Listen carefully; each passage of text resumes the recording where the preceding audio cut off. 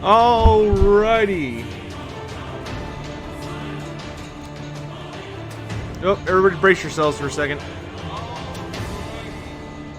Oh no. Powering on, mic off. Echo. How are we all doing today?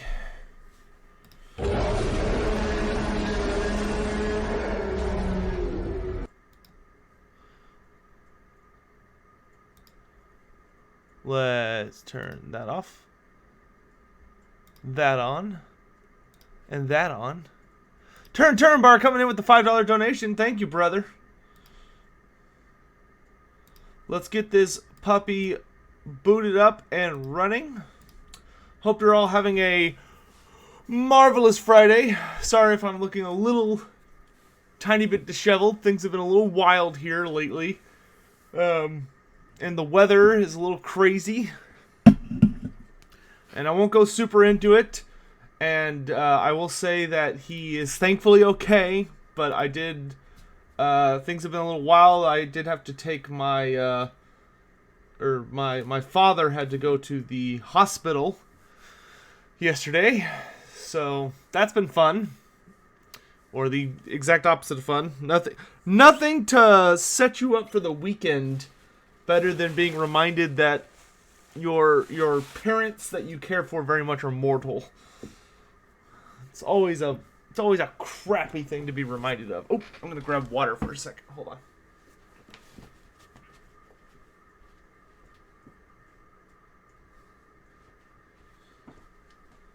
All right, we do have Chloe here with us. Y'all can see her face over here. She's snoozing. So she's here to offer moral support to all the people who are playing today. Alright. And let's do our best to find the first game.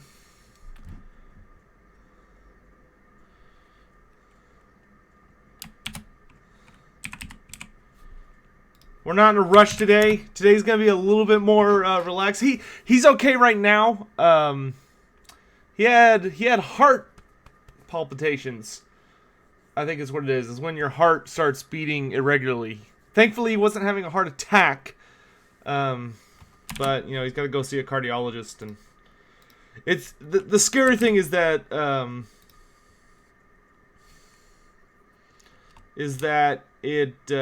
it's how my heart-related issues are what took out my grandfather. So, my dad's dad, I should say.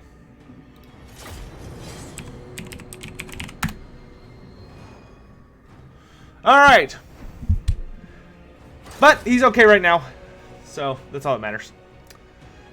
Thank you all for your kind words. Let's go ahead and welcome everybody while we're getting ready for the game here. We got Evan Swaggy, Corin 7, Turn Bar, Swiss Bang, Common Sense, Rusty Shackerford, Nermanex the Ancient, Undertaker, Johan, Rattlesnake Hands, Goblin Warboss, Dosict, good to see you, brother. Zach Waite, Joshua, War of the Ancients, Adam Beline.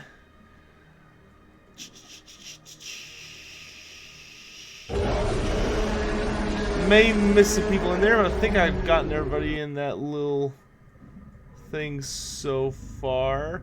Crisps, good to see you. Dave. That's the best you're gonna get. Okay, I heard the noise thing. Are you gonna...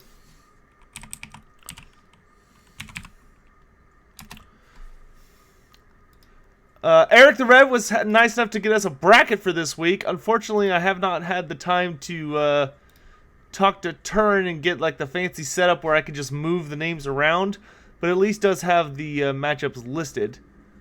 Oh, it's Turn Bar again for a donation. It says, hope your dad recovers soon. This is for your education. Everybody give Sotek your lunch money. Please don't do that. Hang on to your lunch money. Lunch is an important part of your day. I appreciate the support. Alright, and as soon as these guys are ready, we are good to go.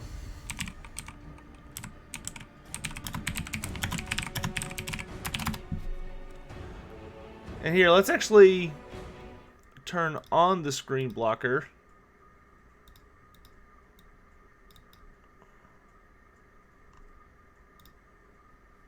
Because what I can do with it is just boop and boop. So there you can see all the matchups for today, if you're curious. What the heck?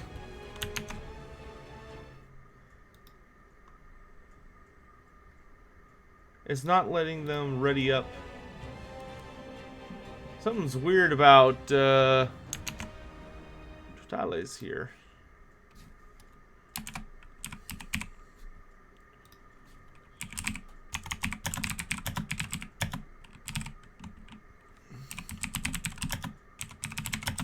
Seems something is a bit bumpy.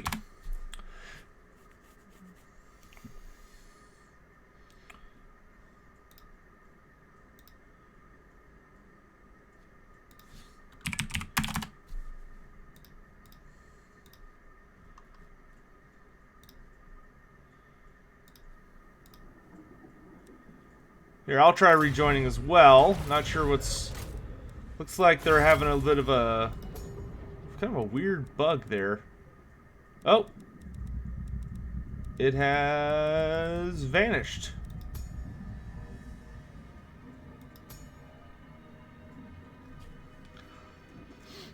Bit of a slow start today, but that's okay.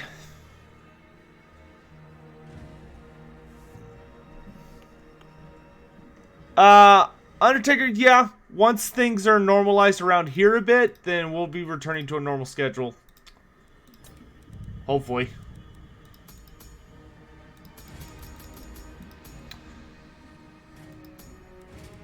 There we go.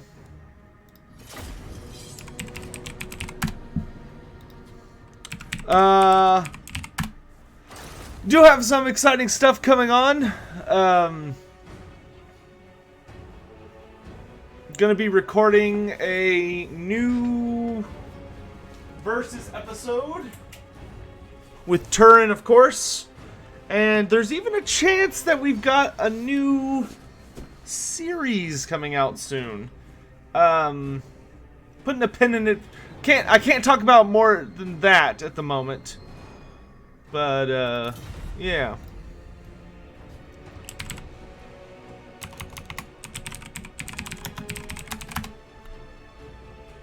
What the heck is going on? Every time I try and enter a comment, it's not letting me. Here, look at this, chat. Maybe one of y'all knows what is going on here. So here, I'll just do this. But look at that. You see how Totatis, like his emblem isn't showing up.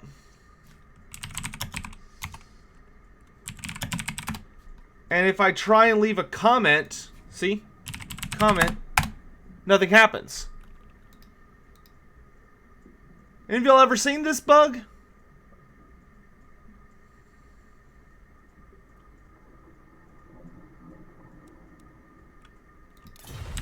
Here, let's tell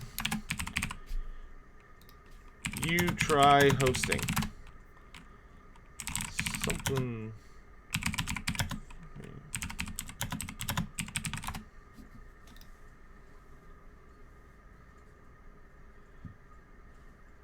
Alright, we're gonna try switching the host. That is super weird.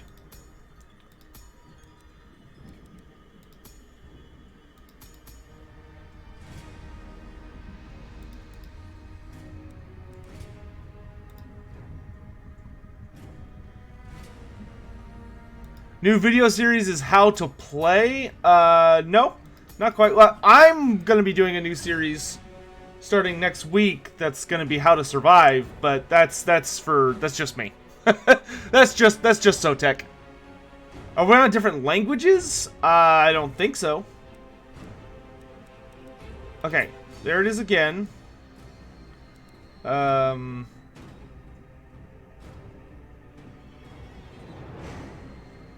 Just needs to open a spectator slot.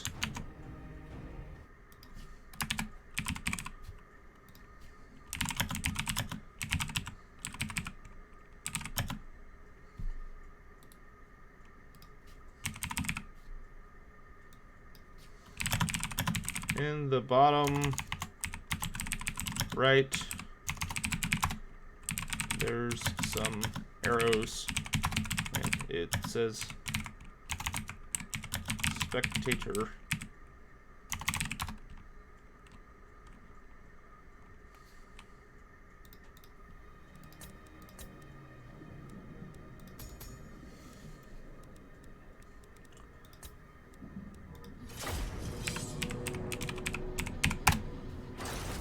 Alright. Okay, now he has a symbol, so hopefully we're good now. How long has the stream been on, Yukisa? We basically just started. Stream turned on a little bit ago.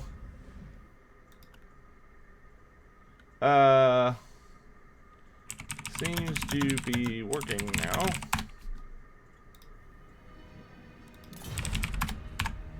Test. Okay, yeah, my stuff's showing up in chat. Man, that was super weird. Yeah, I don't know why, but when Gobbo Slayer was, can't as spec, sure, open, normal. Okay, there. Just add them real quick. Yeah, that's weird. For some reason, when, Gobbo Slayer was hosting, it was super odd. Which is weird because, and that is super weird because Gobbo Slayer, y'all know, has been in this tournament before and has hosted before, and there wasn't any problems. So I'm not sure what the deal was there.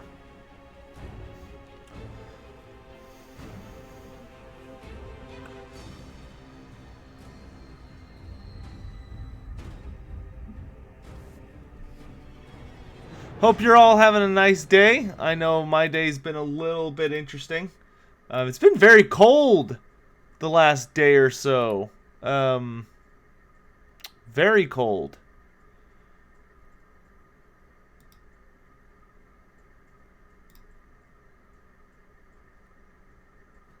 Oh, okay. That's something I can...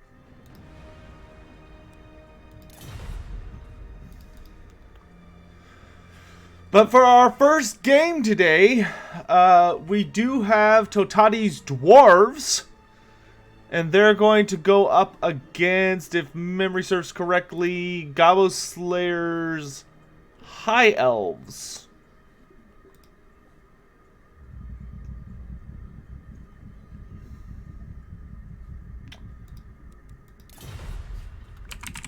Alright. Let's roll. Alright, looks like we're good. Let me go ahead and turn off the screen blocker. Where do I live? I live in the Dallas-Fort Worth area.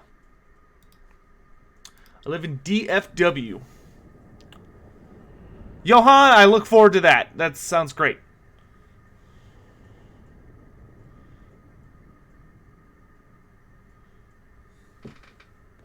Yeah, it's 52 degrees Fahrenheit.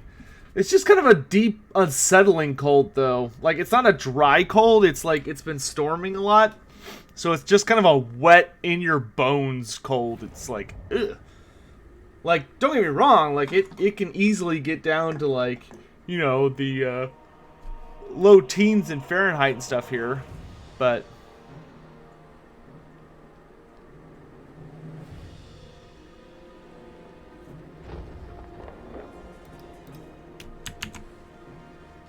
Come on. There we go. Alright. What the heck? This is not the right map. We'll reload. No biggie.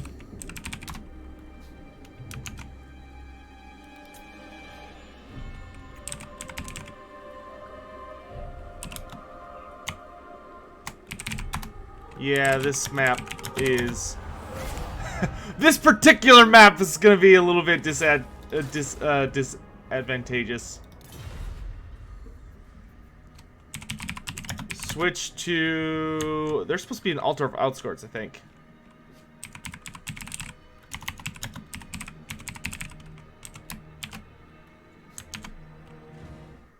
If memory serves correctly.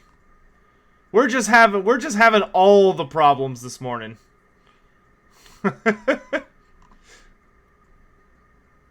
Yeah, that's where they're supposed to be.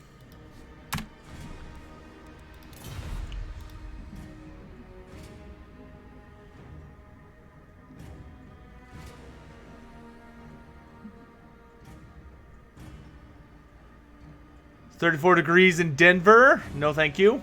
19 degrees up in Maine. No, thank you. Yeah, Dawson, I heard there's a big winter storm coming. For y'all, Professor Pone was going to play this week at long last. But unfortunately, Professor Pone lives where that winter storm is coming in. And so he's a police officer and he got called into work.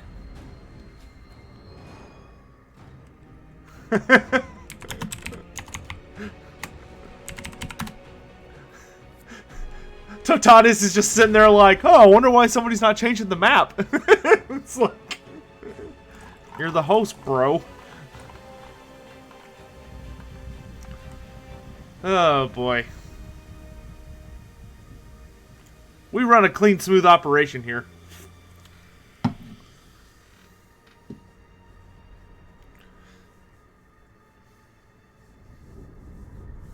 Alright, let's try this one last time.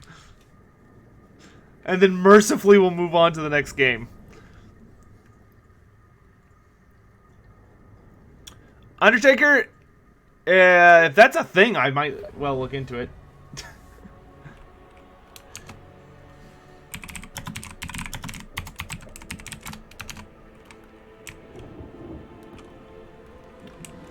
Has the next Who Would Win come out yet? Nope. It'll probably be out on Tuesday. Me and Turner are going to record it probably Saturday night or Sunday night. So who didn't show up this time? Nobody didn't show up. We've just been we had a little bit of a technical issue, and then we lost Pone unfortunately to the winter storm. But anyway, let's get into this. So starting off with the High Elves, under our one true hero Gobbo Slayer, or Dr. Nick right now, he's got the Fireborn and a unit of 2 units of Dragon Princes, so a very, very elite core cavalry force. He's also got 3 units of White Lions for some really, really serious AP, while also allowing for some pretty nice missile resistance. And then he's got the Swordmasters of Hoeth, and I think he's got 1 of those. And then he has a single unit of Spearmen. Then leading his army, he has a flying contingent of a Flamespire Phoenix and a Lariel the Radiant, who showed up with Regrowth and the Arcane Unforging, along with all of her items. So pretty very, very small but elite High Elf force. They do have plenty of armor piercing to get to these dwarves, but there's just not a lot of them. They're going to have to be very careful and not allow themselves to get overwhelmed by the sheer numbers they're going to be going up against. Over here for the dwarves, we've got 2 units of Slayers. We've got 1, 2, 3 units of Thunderers. We've got the Goblobber. We've got 2 Runesmiths, both with Rune of Wrath and Ruin, both with the Lost Hammer of Kalathdraz. Yep. And then we've got Rune of Oath and Steel on both of them, and then we've got a Rune Lord with Rune of Wrath and Ruin, so just Wrath and Ruin City over here. Then we've got 1, 2, I believe it's 3, 4 units, 5 units of Longbeards, which is the max you can have, and then a single unit of Dwarf Warriors. So there are Dwarves all over the place. So the High Elves are definitely grossly outnumbered. But the High Elves do have some pretty serious troops. None of these Dwarf units are going to be able to stand up to those Swordmasters of Hoeth. And the White Lions are also going to be able to butcher their way through all these guys. Oh, also there's a unit of Skulder Guard in here. Can't forget the lovely little Skulder Guard. So we have started. The Dwarves, thankfully for the Elves, do not have a cannon. So the Goblobber has been left on fire at will, it looks like, and kind of accidentally fired a volley at these flyers, which it really doesn't have a hope of hitting, and even if it did hit them, it wouldn't do anything. So it looks like the Dwarves are already starting to redress ranks, because they've probably put 2 and 2 together and realized that the High Elves are going to be coming out from the forest.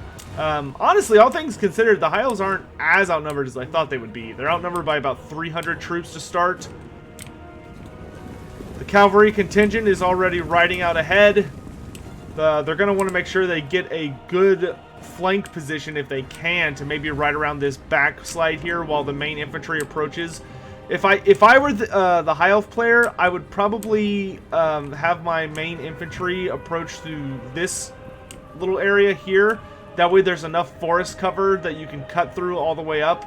Because when your infantry goes invisible, they can't be fired at, and the trees are likely to block some missile fire at least. Regardless, the High Elves will need to start attacking. We'll need to start attacking soon, just because both armies are considered attackers. But since the Dwarves do have the Grudge Thrower, and I just realized we're playing with larger units than normal. Because I have suddenly noticed there's 4 Goblobbers, but there's been enough delays. Screw it, we're just going to run with it.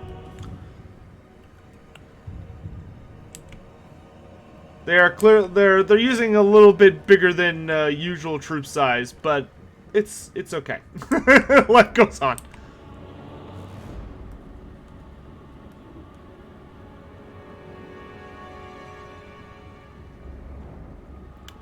Three runes, rule break.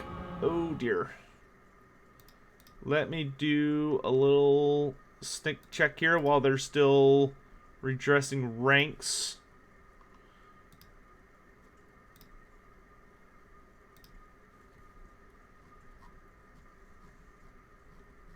Scoot on down to Dwarves.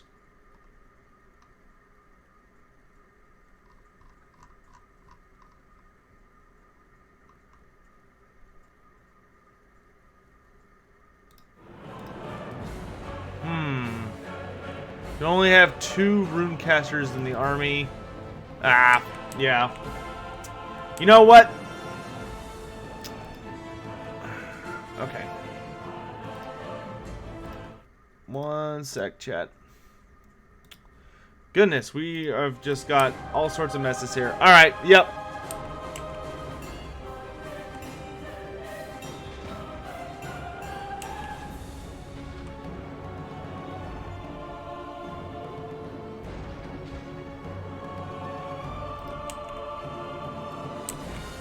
Okay, well, we have a rune break, so... A rune break, a rule break. Hold on, guys.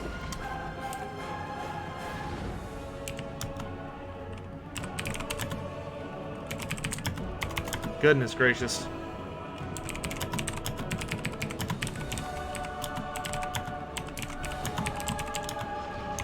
You know what?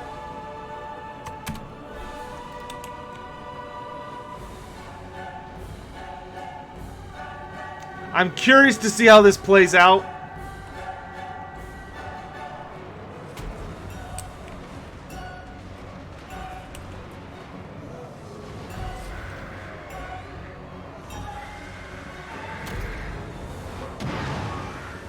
Yeah, we got to do it. It's a rule break. Sorry, gents. Just discovered there's a rule break with the Dwarves. Unfortunately. Only allowed to have 2 rune casters in a list. And there's 3. Also, the army size, the unit troop size is too large. You won't use one?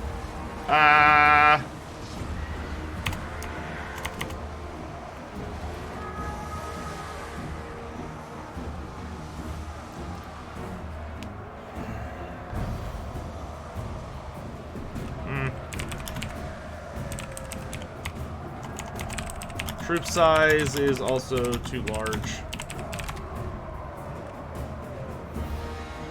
Just too many issues. Sorry, gents. Reset.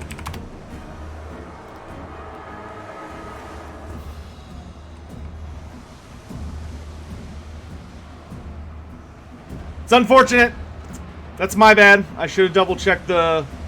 Well, it's a little bit my bad. I should have double-checked the dwarf list.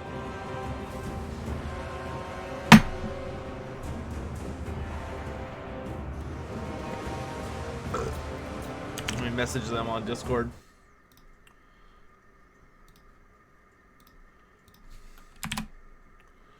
What a messy, messy, messy, messy day.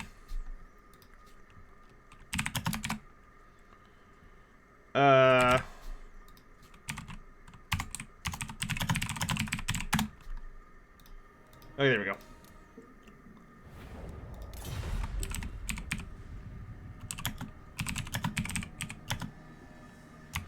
Alright, so one time. So first fix the troop size, please.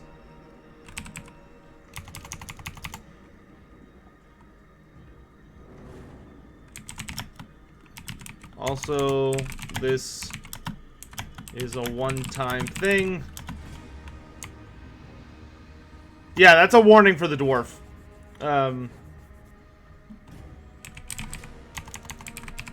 Dwarf, fix your army as well.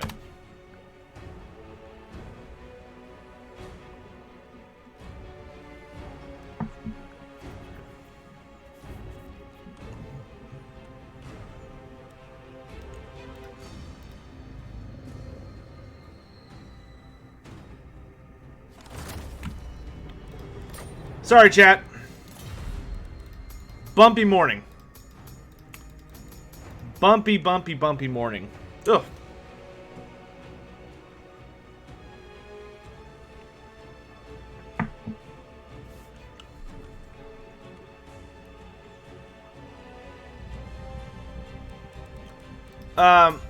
Yeah, what I'm going to tell the dwarf player is that I'm going to have him strip one of his runesmiths of all of his runes. Like, I'll let him keep the 3 runesmith, but he's going to have to run one of them naked. Because otherwise, he could edit it to make it advantageous towards what he knows the high elf player has. Yeah, the dwarf had the wrong unit size as well. That's why we had to completely exit out. And he's going to have to rehost. And if there's another problem, I'm going to have to... If we have another problem, I'm going to have to give the L to the dwarves.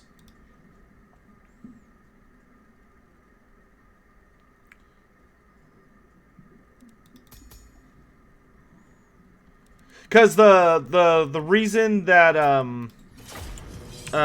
Shetland has the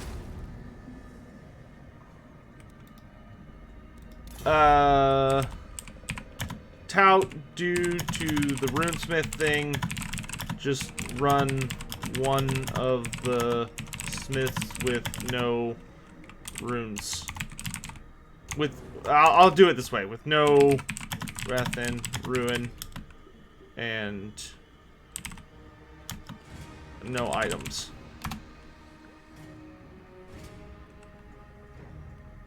Can I do chevrons? Yeah, sure. one of the runesmiths naked, please.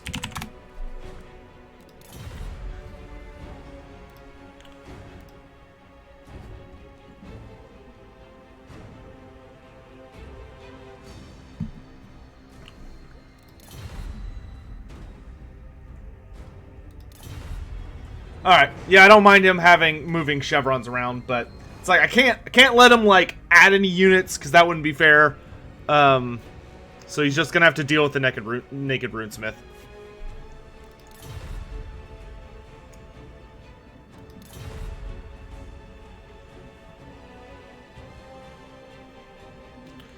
If you should recommend an omnibus between Tyrion, Teclis, The Sundering, Rise and Nagash, which one would you choose? Luca Crash, that depends on what you want the story to mainly be about. I think of the three of them,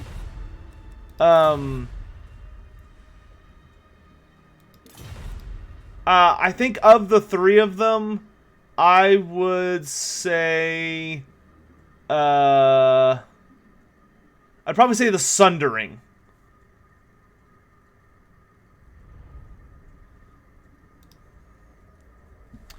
Yeah, I actually just picked up, I have the first Tyrion and Teclis book, but then the rest of them are ebooks, which I hate. I actually just picked up the Tyrion and Teclis Omnibus yesterday. Because this just came out. They just re-released Tyrion and Teclis as a single book, which is awesome. So, that's great. Alright, let's try this one more time. Is there a prize pool for this tournament? No, not for this tournament right now. There may be in the future, but it was a request from the players, and due to the kind of experimental format of the tournament, that not be a part of it right now, because some people were worried it would make the meta a little bit cancerous. We will probably introduce a prize pool in the near future, but for right now, they're not right now. Anyway, so let's try this one last time. If anything goes wrong this time, I'm just going to give the win to the High Elves.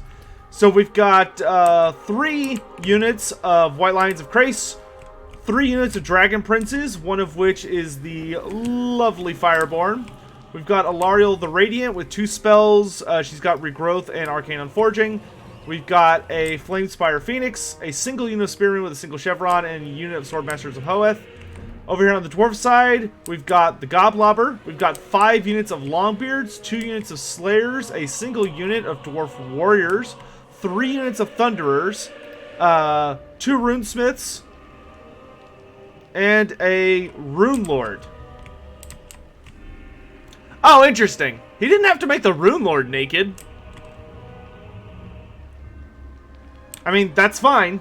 I would not have done that because the Master Rune of Wrath and Ruin is so much better than the regular one. I mean, if you're interested in pure... I guess if you're interested in, like, using more casts, it's better to take the regular one, but I think the regular Rune Lord is... or the Rune Lord's is much better. Don't wait for me. Go.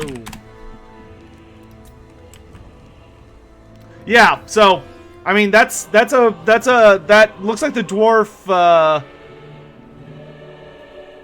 yeah, it looks like the dwarf player Totatis, he maybe wanted to keep the hammer on both runesmiths, so maybe that's why he did it. But I mean that's a bigger handicap than I would have personally given myself. Would have been, I would not have taken the naked rune lord. All right, so we're off.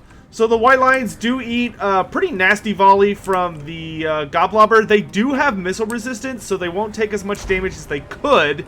But we'll have to see how long they hold up against it. Alariel flies in and eats a couple of bullets for her trouble, but not too much. Looks like the High Elves are going to be playing a little bit more aggressively this round. They're eating some pretty nasty missile fire. They just probably want to keep a bit of a safe distance. If he could snake the Fireborn around this flank, that would be really good. And then maybe the other 2 units around the left flank. The Dwarves do have a fairly nice defensive position here. The High Elves are coming up to a pseudo-safe ground. right at the base of this hill. Now, the second they come over this hill, it's going to be a killing ground. It's going to be very, very difficult for the High Elves to be able to take this, just because with the 3 units of Thunderers, that's just so much heavy missile play. The High Elves need to get into combat as quickly as possible and get these Thunderers offline, just like right now. The Scolder Guard have started firing into Flamespire Phoenix. That's not going to do a ton of damage. He does dive in against them, but this is a really bad target for the Flamespire Phoenix because the Scolder Guard are Iron Drakes, which have a fire resistance of 70% on top of 35% missile resistance. So that's 110% mitigation. This Flame Phoenix is going to do nothing to those Scolder Guard. That being said, the early lines have connected. Fireborn do get a fairly good charge in. They start pulling back. I would get this Phoenix out and just drop him on top of these Thunderers and do everything in his power to mess him up. The White Lions are in on the Godblobber, which they will probably tear up before they panic off unless something bad happens. We have another Rune of Wrath and Ruin slowing down these Dragon Princes with Dwarf Warriors chasing them, but Dwarf Warriors should be able to ignore them fairly easily. This unit of Thunderers has already been kind of inundated with the Fireborn, who are just ignoring all of these Longbeards and pushing in. All of the Thunderers are now fighting and offline. Flamespire Phoenix got a really nice heal from the Star of Avalorn, and the High Elves are starting to get work done. One of the Longbeard units is completely shattered. These Swordmasters are going to be MVPs if they do not get taken out by Thunderers. If the Dwarves do not take out these Swordmasters, they will single-handedly kill this entire army of Dwarves. We got a really nice, sexy rear charge here by some of the Dragon Princes. Meanwhile, Alariel and the Flamespire Phoenix are diving in on the Scolder Guard, just continuing to be an annoyance. We have another Rune of Wrath and Ruin going down on the Dragon Princes, which is, of course, a perfect target for it. But they've already broken another Thunderer unit, and that's the only defense the Dwarves have against the White Lions of Krace. Like the Swordmasters. The Swordmasters, as you can see, are already chopping their way through a unit of Slayers over here. They've got plenty of armor to be able to do that, and they've got Earthblood going down on them, healing them up no problem. Longbeards are being torn apart by the White Lions of Krace. They're doing a great job dealing with them. These Thunderers have broken. This would be a really good place for a unit of Dragon Princes, or maybe with a Flamespire Phoenix, to pursue them. We can see here another unit of Thunderers is breaking. This main unit back here, this is really bad because they've got Terrified off, and look at this, these Dragon Princes manage to hit the Thunderers, the Scolder Guard, and the Godblobber all at the same time. That's such good use of one unit. Here, this flank for the Dwarves is completely collapsed, and the High Elves are pushing through, continuing to take the fight to the Dawi from all angles. The final unit of Thunderers is pretty much dead, and they're about to break. One of them does rally over here, but they have very little health, and the Dwarf Player hasn't quite noticed them yet. He needs to get the turnaround and start shooting, because those Thunderers are the only thing that's going to be keeping the Dwarves alive. In any event, Alariel and the Flamespire Phoenix are doing a great job running around, causing fear and terror, just being a nuisance to the Dwarves. The Slayers are being absolutely butchered by the Swordmasters and the White Lions, who are more than capable of just tearing them apart. And the Swordmasters have already gotten 140 kills, and most of what they're fighting is not chaff. It's all Longbeards, and they're still easily just cutting through them. They've only lost 15 unit models. All of the Dragon Princes are doing really well. We've got 90 kills, 107 kills, 75 kills. They've taken another unit of Thunderers offline and are probably about to shatter them. One unit of Thunderers shattered. Second unit is broken and being chased and is likely about to shatter. And the final unit gets charged by both the Fireborn and a regular unit of Dragon Princes. This is definitely game for the Dwarves. I do not see how they can possibly come back from this. Their command structure is not fighting focused, and it's all they have left at this point. The Scolder Guard are being pursued by Alariel, who does have on a Great Eagle, does have more than enough AP to be a nuisance to these guys and tear them apart. This command structure could single-handedly be put down by Alariel and the Dragon Princes, and that's not even including this still fairly healthy unit of Swordmasters of Hoeth, who are being slapped with every single thing the Dwarves can throw at them, but it's just not enough. The Dwarves are just collapsing all over the place. A kind of weird Star of Avalorn goes off, but it does get a really, really nice heal on these Dragon Princes. Alario was a really, really good pick for this super elite elven kill force, as this heal gets so much value on these very expensive units. Here we see the Skulder Guard are being further attacked by Alariel. The only thing left is the command structure, and with the Swordmasters in on them, they start taking a bunch of damage. They get terrified by the Flamespire Phoenix, and with that, it is game. Alright, well, that's also convenient because we don't have to worry about the Dwarf adjusting his army anymore. So, looking at the schematics after the game, the Swordmasters, 151 kills with they only lost 15 unit models, and another 300 kills from all the different Dragon Prince units. Just what a beatdown. They absolutely just annihilated this Dwarf army. You know, at first, I actually thought the High Elves were doomed because they didn't have a lot of units, and the Thunderers were like just kind of casually gunning down the Dragon Princes. But then suddenly the Phoenix and Alariel got in there and just started making a mess of them. Alright, let's move on to the next game, finally. So the first game goes to Gobbo Slayer and his Dwarves. Alright, next up we've got Roz versus Hadries.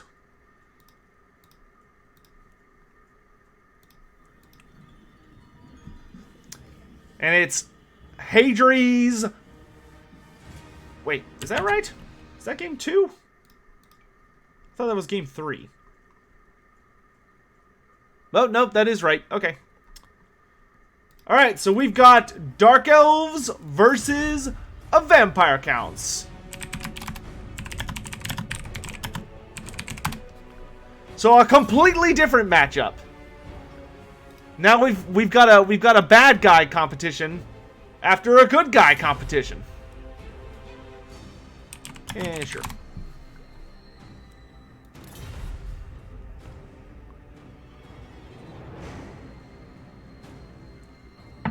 Axe Power Ass is a specialized force better against dwarves. Not usually. It can be if you have enough armor piercing and your troops are elite enough to cut through even Longbeards.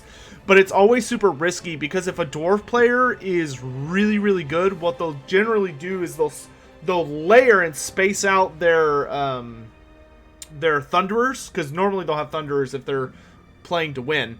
And what Thunderers will do is, if the dwarf player is very careful, he'll layer them so that the moment you engage one Thunderer unit, the other units will turn and shoot at you. And so generally it's better not to use super small elite armies against dwarves, because dwarves have enough high leadership and tenacity that they can hold out, and they'll cover fire each other's units and just tear people apart. But, you know, it kind of depends on the players. You know, obviously the dwarves there struggled in that matchup, but I think if the dwarf player...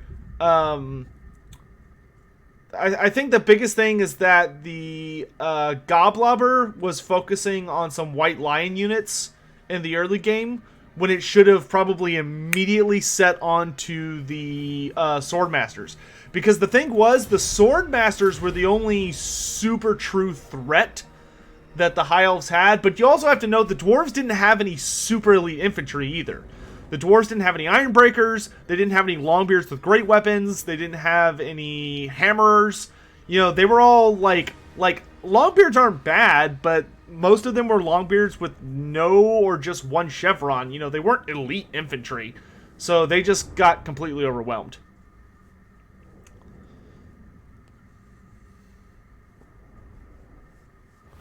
Who moved on to the first fight? Gobbo Slayer took the first fight with his High Elves. Have I seen the new Three Kingdoms trailer? I played it, but I wasn't watching it. I haven't, like, really sat down and looked at it. Alright, let's go ahead and... Ooh, excuse me. Alright, let's go ahead and get started. We've got the Dark Elves, the Thruchi, however you want to say it. For them, we've got 2 units of Harpies, providing some really nice air force. We've got a unit of Cold One Knights, unit of Dark Riders, unit of Sisters of Slaughter. We got the Sisters of Singing Doom. the Hellebranai, 2 Dread Spears, and then we've got Crone Hellebron on a horse with Witch Brew, Heroic Killing Blow, and Gaze of Cain. We've also got a Sorceress of Beasts with Wizen's Wild Form, Amber Spear, and Flock of Doom. And then we have another Death Hag. Where'd she go? On the Cauldron of Blood. And she's got Chillblade and the Fury of Cain. All sorts of nastiness going on over there. And then over on the Vampire Count side, not only is it the Vampire Counts, but it is the Barrow Legion. So this is Heinrich Himmler's personal faction. We've got 2 units of Blood Knights, 2 units of Fellbats, the Feasters in the Dusk. We've got the 2 units of Zombies, the Konigstein Stalkers, who are Poisonous Skeleton, some 2 units of Skeleton Spearmen, 1, 2, 3 units of Grave... 3? Yeah, 3 units of Graveguard, one of which is the Stearnsmen. And then we've got 2 units of Direwolves, a White King on foot with Heroic Killing Blow, and then the man, the myth, the legend himself, Heinrich Himmler, with all of his wonderful, beautiful items, a Krell summon, and all he brought to the table is Raised Dead and Invocation of the Heck. And thank you for reminding me, chat. Screen blocker, got it. Alright, so both are pretty damn large armies. The Undead, of course, do bring all of their vast healing to the table. The Dark Elf, but I mean, not either of these armies is super elite. I think the Vampire Counts have a slightly more elite force with the double Blood Knights and then the Graveguard line. While, oh, and there's also a there's 2 Bolt Throwers. Okay, so that's where all the Dark Elves' money is that I was wondering about, is the double Bolt Throwers. The Dark Elves are gonna have to be they're gonna have to get a lot of mileage out of these Bolt Throwers. Go. But let's see what happens. Alright, so starting off, the Dark Elves do get to maintain their lovely little high ground position here, thanks to the fact that they do have artillery, so as long as they get into range, they count as the attackers, so they can force the Vampire Counts to them. First shots from the Bolt Thrower go out, and they're firing at the Blood Knights, and all of them land a tad short. I think they may have accidentally clipped the Direwolves, but did not quite hit what they were aiming for.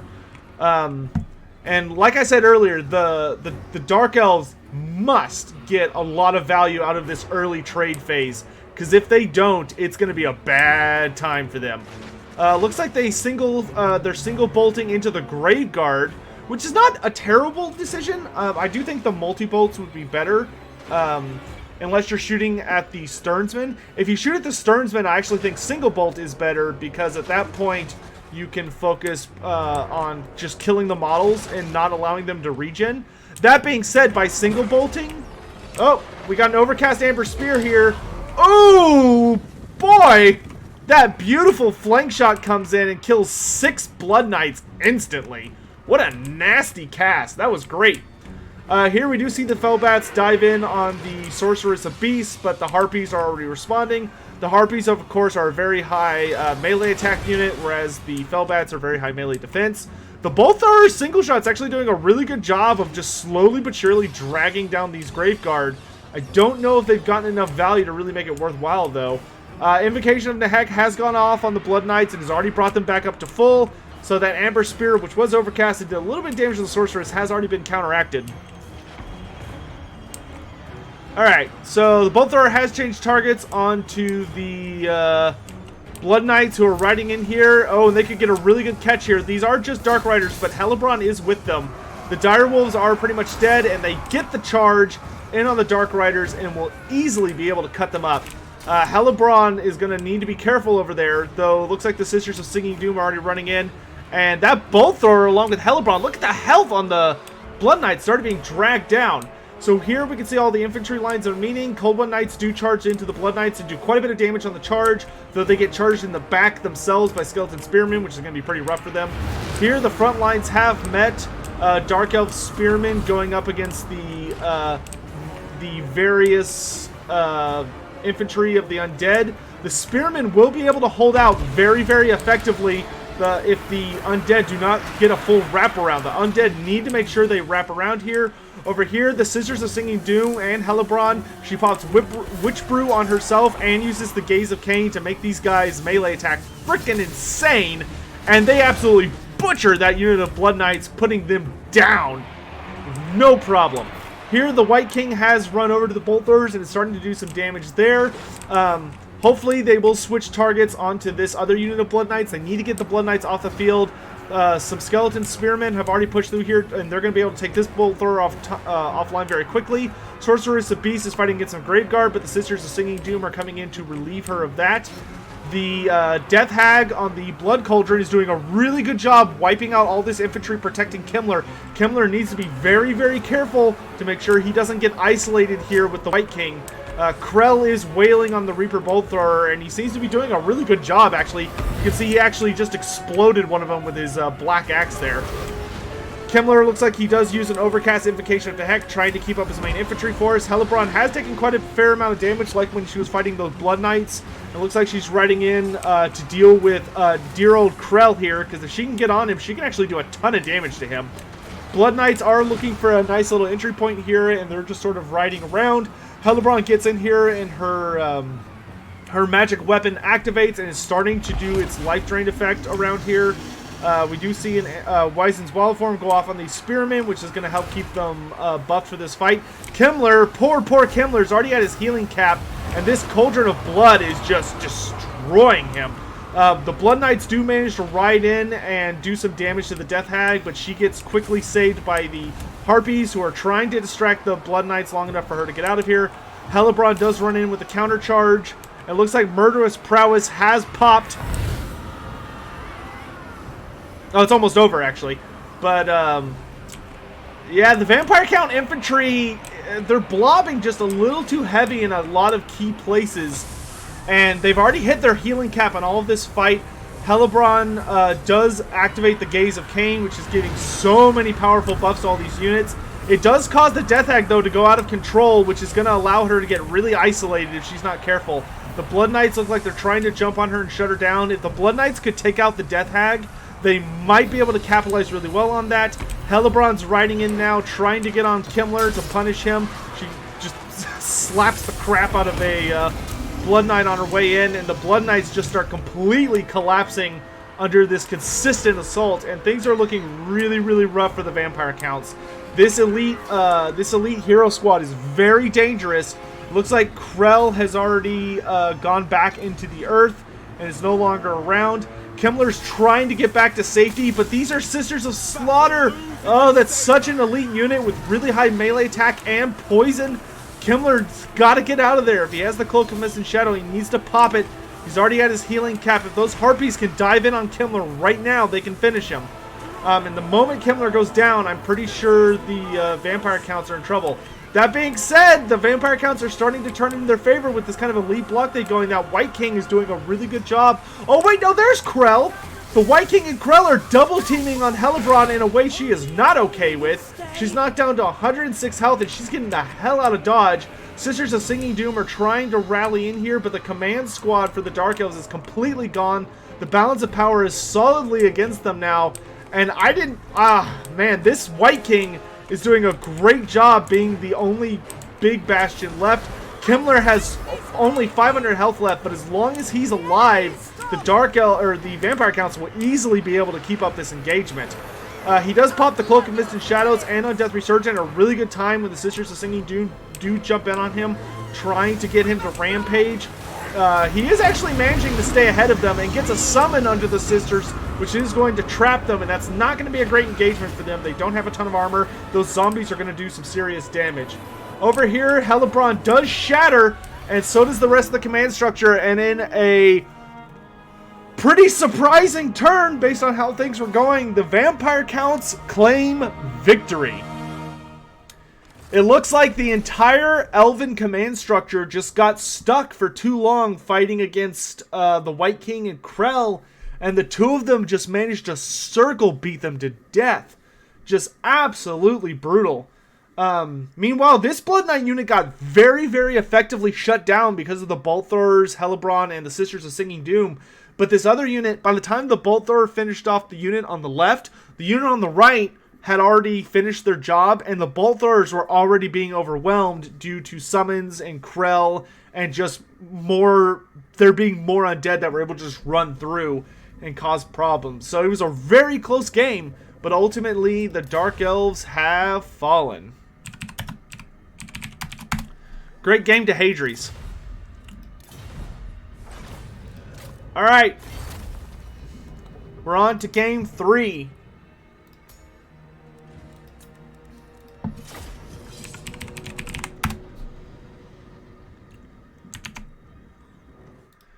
And this time,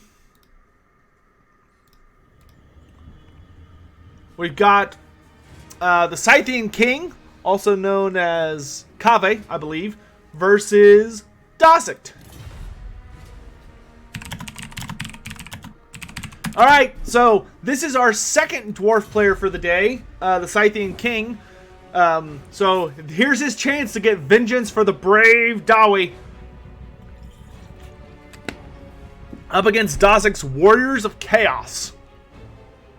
What's the best website to browse Warhammer fan art? Probably DeviantArt. Just be careful because a lot of Warhammer art is not safe for work if you go there. There's also a subreddit that's literally just called Warhammer Art that has a lot of Warhammer artwork. And it's not smutty, it's just like cool Warhammer art. If you want smutty, there's also a subreddit for that, I think. No, there is. There definitely is.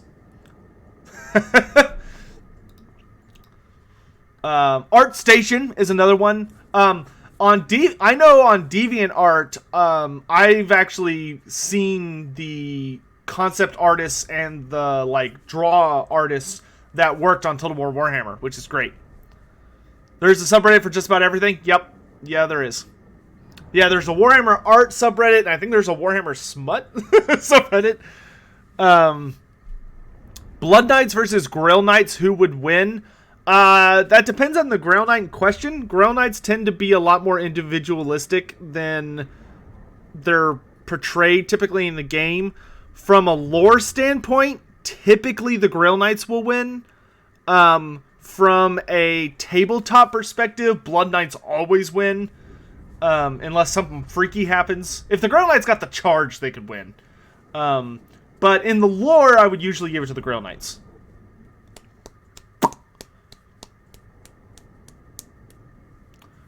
When can we have another Chloe lore video? I don't know. I don't know what I would talk about.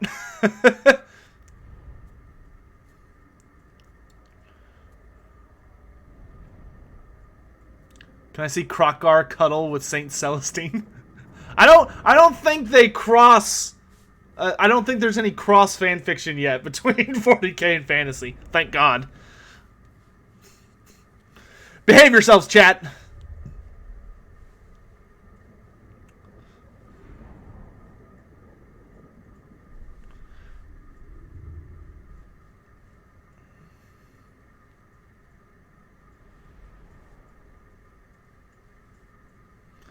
Yeah, 234 Jilwer. Yeah, Grail Knights were terrible on tabletop.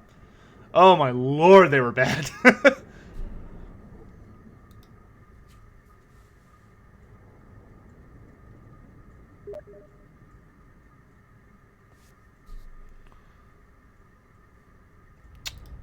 Slow loading.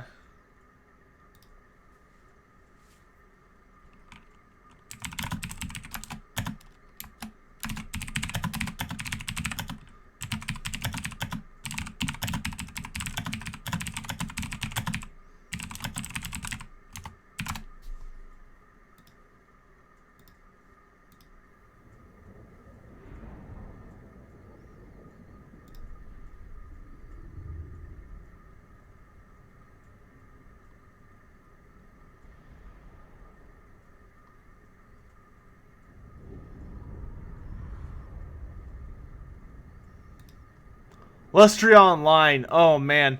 I spent so many hours there. Oh, my gosh.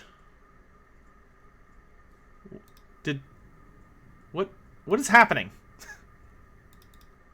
Did the game crash? I mean, I'm still here, but...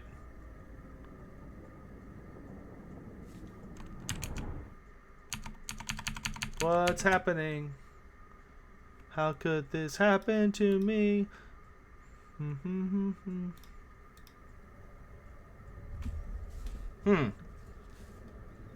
What's going on here, Total War? You were running so well a second ago.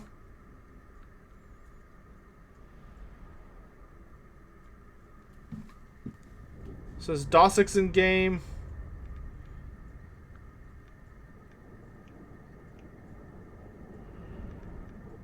I'm also stuck.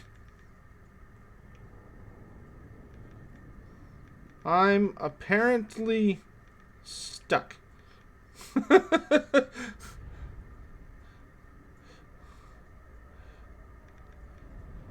It's not lagging. Yeah. Not sure what's up with the servers today. Man, we're just having all sorts of problems today, chat. I don't know what's going on with Total War Warhammer. Like, I can't even minimize my Total War Warhammer screen right now.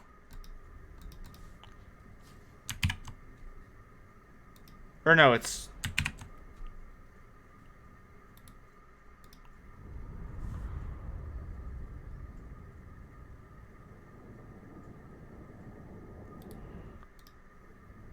Yeah, I can't even close the game.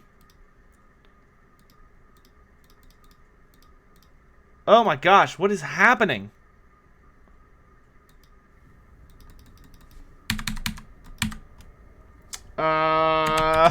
Control Alt Delete? Except for it's of course opening on my main screen and the game won't minimize, so I can't see it.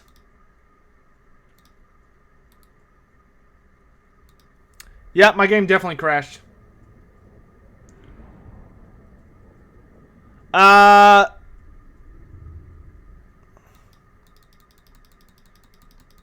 Does anyone know? Try to use T to scroll in the task manager. Oh. Yes. Yeah, how do I... Does anybody know what the button is for telling it to end task? I've got it selected on Total War Warhammer. How do I tell... What's the button I can hit to tell it to end task? Delete? Ah, good job. Undertaker, points for you. 1,000 points to... 1,000 points for House Undertaker. I tried Alt F4ing. It didn't work.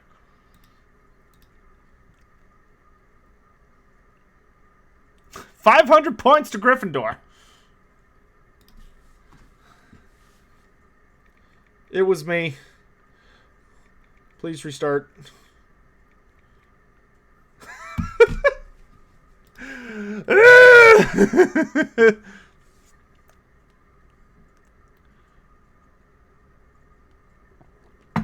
Yeah, that's a handy trick to know.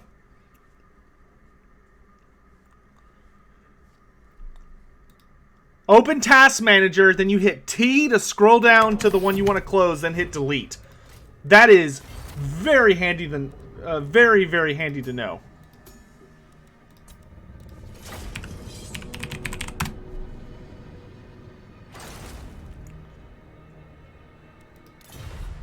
Round 2. Let's go.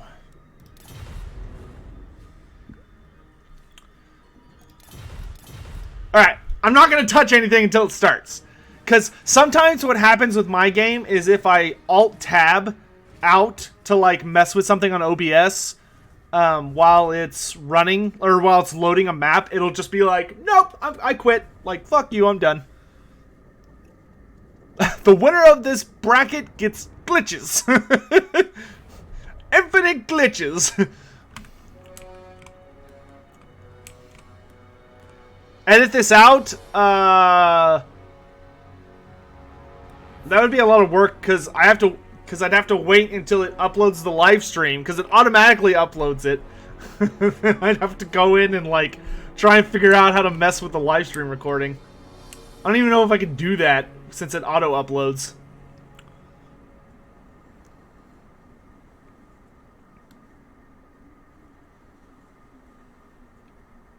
Who do I think would win, a dismounted Knight of Moor or a Lamian Vampire? Probably a Lamian Vampire.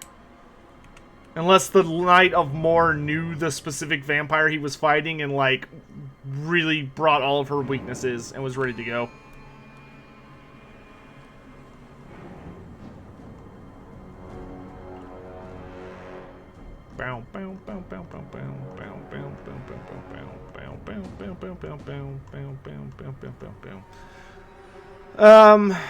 Any of y'all been watching ADGQ?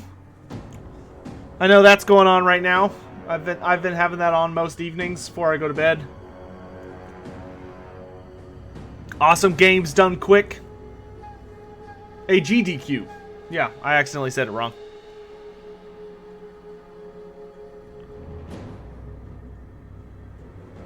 Hey, Deutschland, thank you. Love you guys too. Alright, now we're just waiting.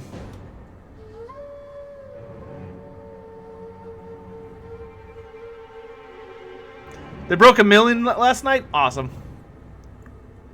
I've been watching The Expanse. I don't know what that is. Alright.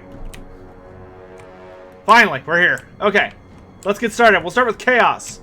We've got a pretty large Chaos army, actually. But we've got a front line of Chaos Marauders. Looks like most of them have a single chevron. We've got 2 units of Chaos Warriors. 2 units of Chaos Warriors with halberds. 1 unit of Chosen with great weapons, which against Dwarves is going to be awesome. We've got a single unit of Chaos Trolls. 2 units of Chaos Knights, it looks like. Are they both with lances? Where did the second unit go? Well, whatever. Who's leading this army? We got Archaon the Everchosen with Fireball and Flaming Sword of Ruin, and he's got both of his items. We've also got a unit of Warhounds with a Poison. I could have sworn there were 2 Knight units, and now I definitely... Oh, there they are. Yes, 2 units of Chaos Knights. Okay, that's a pretty beefy army Dosick brought. And some Marauder Horsemasters in the back. For the Dwarves, we have a very wide line. We've got 4 units of Dwarf Warriors, 3 units of Miners with Blasting Charges. We've got 2 Cannons and an Organ Gun. 2 units of Regular Slayers, and then we've got Quarrelers with Great Weapons and 3 units of Thunderers. This is going to be bloody. Absolutely bloody. I really like the Chaos Army. Considering that he didn't know what he was going to be fighting. This seems like a really, really cool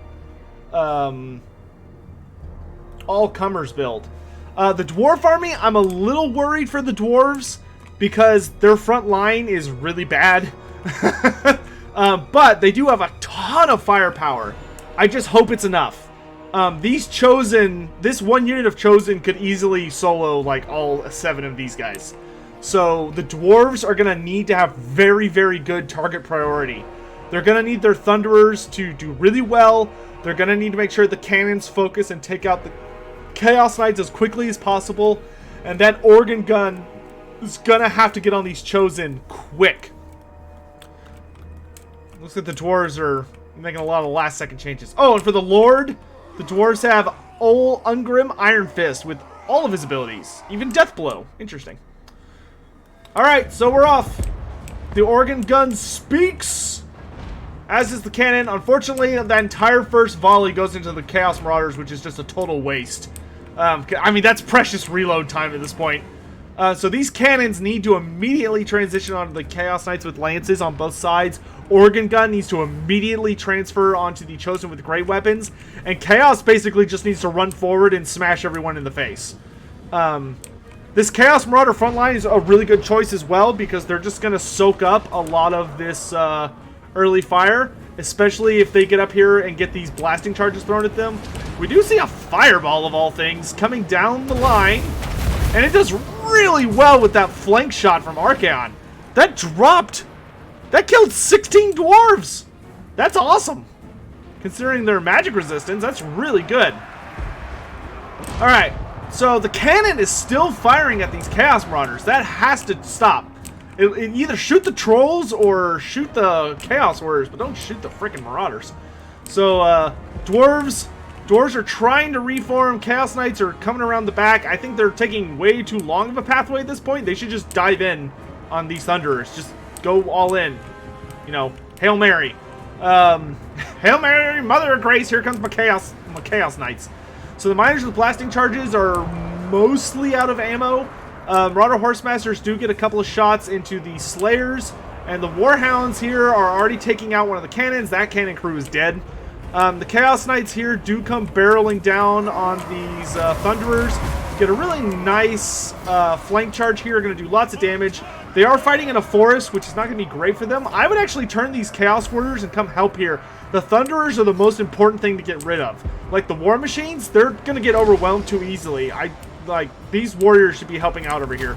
Ungrim does jump on Archaon. Archaon, though, is putting the beat down on Ungrim. He does pop Red Ruin, so his melee defense is basically 0. And Archaon has the Slayer of Kings on with this high... Man, these two are just chunking each other. They're just beating the snot out of each other. Ungrim's already below half health, but Archaon's already down to half health. They are literally beating the living snot out of each other. However, the Thunderers are getting absolutely messed up in this fight. This unit is trying to get some crossfire, but I don't know how well that's going to go for them. Meanwhile, the Chaos Warrior front line has met with the Dwarven front line, and predictably, the Dwarves are getting absolutely smashed. They're starting to get pushed through. A Chaos Warrior unit did manage to get around the flank and is coming in. The Hounds did manage to take out one of the cannons. The organ gun has broken and fled, but there's still a cannon online, which that's going to be precious for them.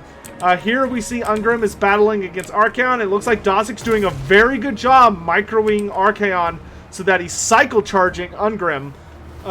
So, you know, trying to give himself a charge bonus and trying not to allow Ungrim to get good charges and do any damage in return. Ungrim is chasing after Archaon, but Archaon is split and is now running into the main melee. He does get a really nice flaming sword here, which is going to provide some excellent buffs for the warriors, even though it does give them magic damage, which is kind of unfortunate because the dwarf magic resistance will help. The trolls are just kind of standing here being derps, and Archaon kills one of his own trolls with a fireball. Whoops. These trolls need to get in there. They gotta go. Eckerd Miners are doing a pretty good job actually helping finish off the Chosen only have 18 models left, but their health is very low. Archaon here does ride in against the Quarrelers, who have seen off the Horsemasters. This cannon is still online. They've got to get this cannon offline. I don't know where that second unit of Chaos Knights went. We got one unit here that's fighting some Dwarf Warriors, who they will absolutely smash no problem. I don't know what happened to the second unit. Here we've got Ungrim battling against Archaon just like they did in the end times. Rematch of the century. Who's going to come out on top? It's not looking too good for Archaon at this point. He doesn't have any buffs running, and without the Red Ruin weakening Ungrim can actually beat Archaon in a fight if Archaon's not careful.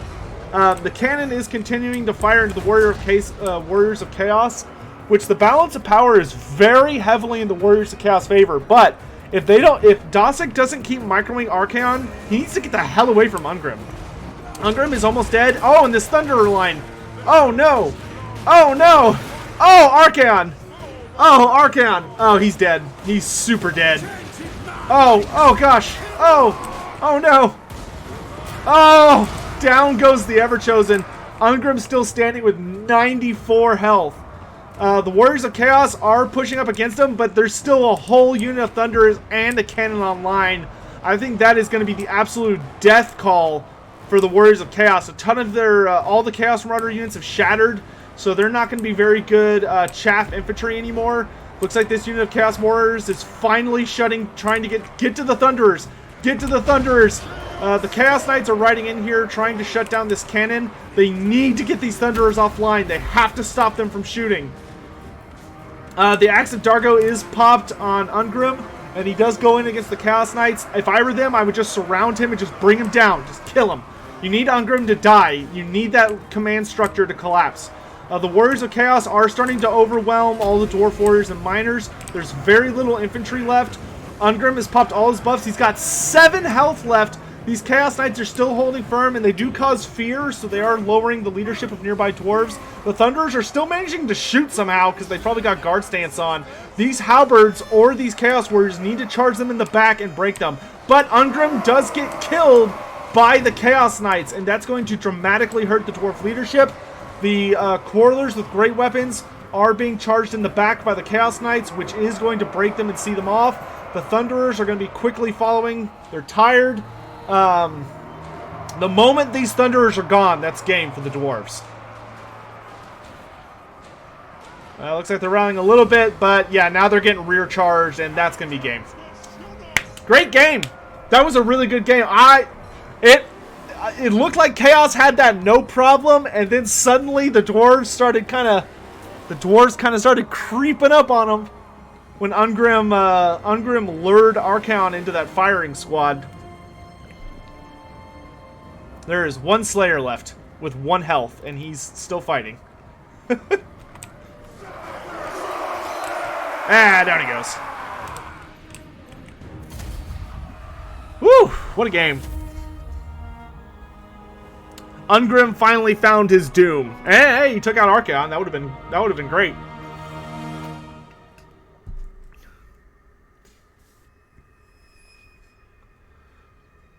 So, congrats to Dosick for securing a win. I thought the Dwarves played it really, really well. The Cannons definitely spent way too long focusing on the Marauders. I think if the Cannons, the instant the game had started, one had shot to the left and one had shot to the right against the Chaos Knights to get some... Oh, there was only 1 unit of Chaos Knights. Okay, I'm crazy. Man, I was having like a schizophrenic episode there. I think if the right cannon had turned and started firing on the Chaos Knights immediately, and the other one had just focused down the Chosen or the Warriors of Chaos, I think that honestly would have been the difference between victory and defeat there. But great game. So we're on to the final of the quarterfinal matches, which is going to be Zardar versus Felcon.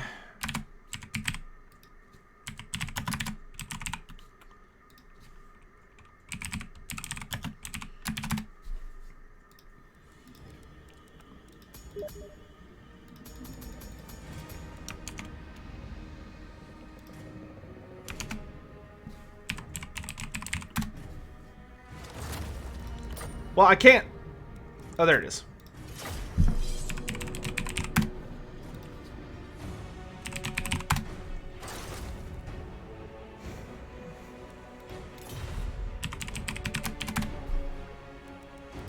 Alright, and for the last game, we have the Beastmen up against more High Elves.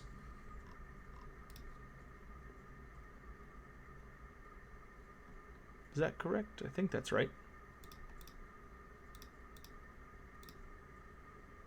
Hold on. Yes, that is right. Okay.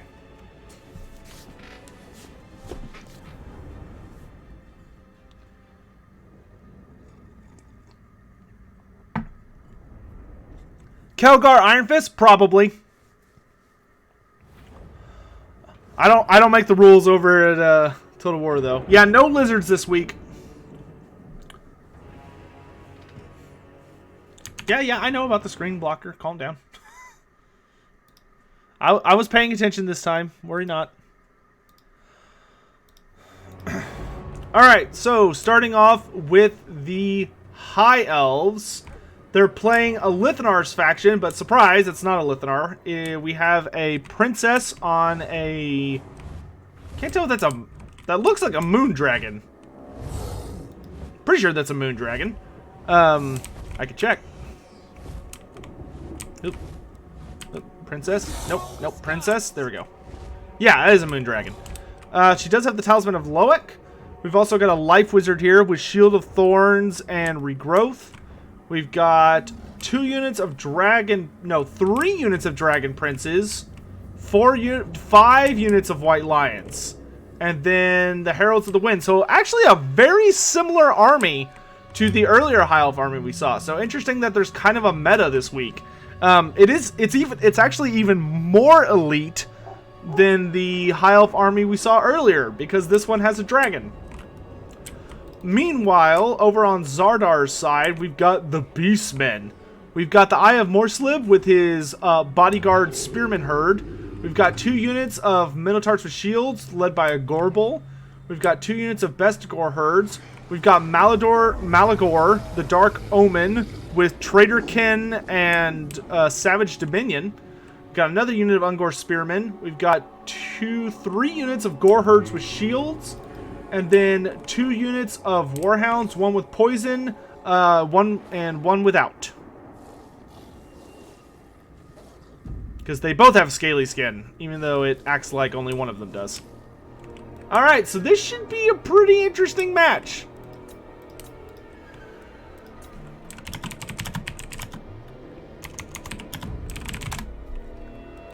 The Beastmen, they're actually fairly, yeah, the Beastmen have the High Elves outnumbered by a decent margin.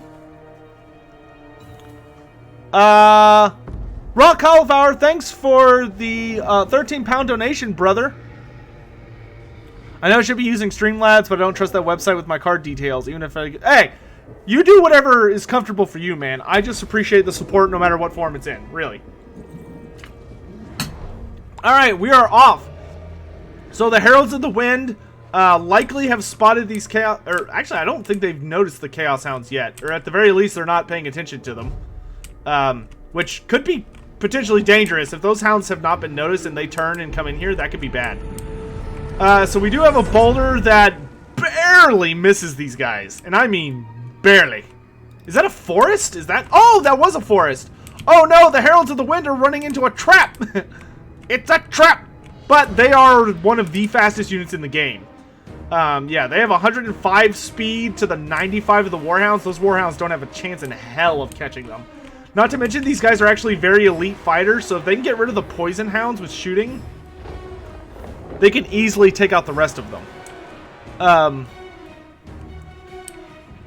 Alright, meanwhile, the dragon is surfing around looking for some easy places to shoot. Looks like we got a Dragon Breath here coming in on the Vestigors, which does some really beefy damage. Malagor's going to need to be pretty careful because this is a shooting character, and Malagor does not have any archer units to help guard him. The Dragon Princes here do come slamming in, and it looks like the Beastmen are kind of going to countercharge, but not really.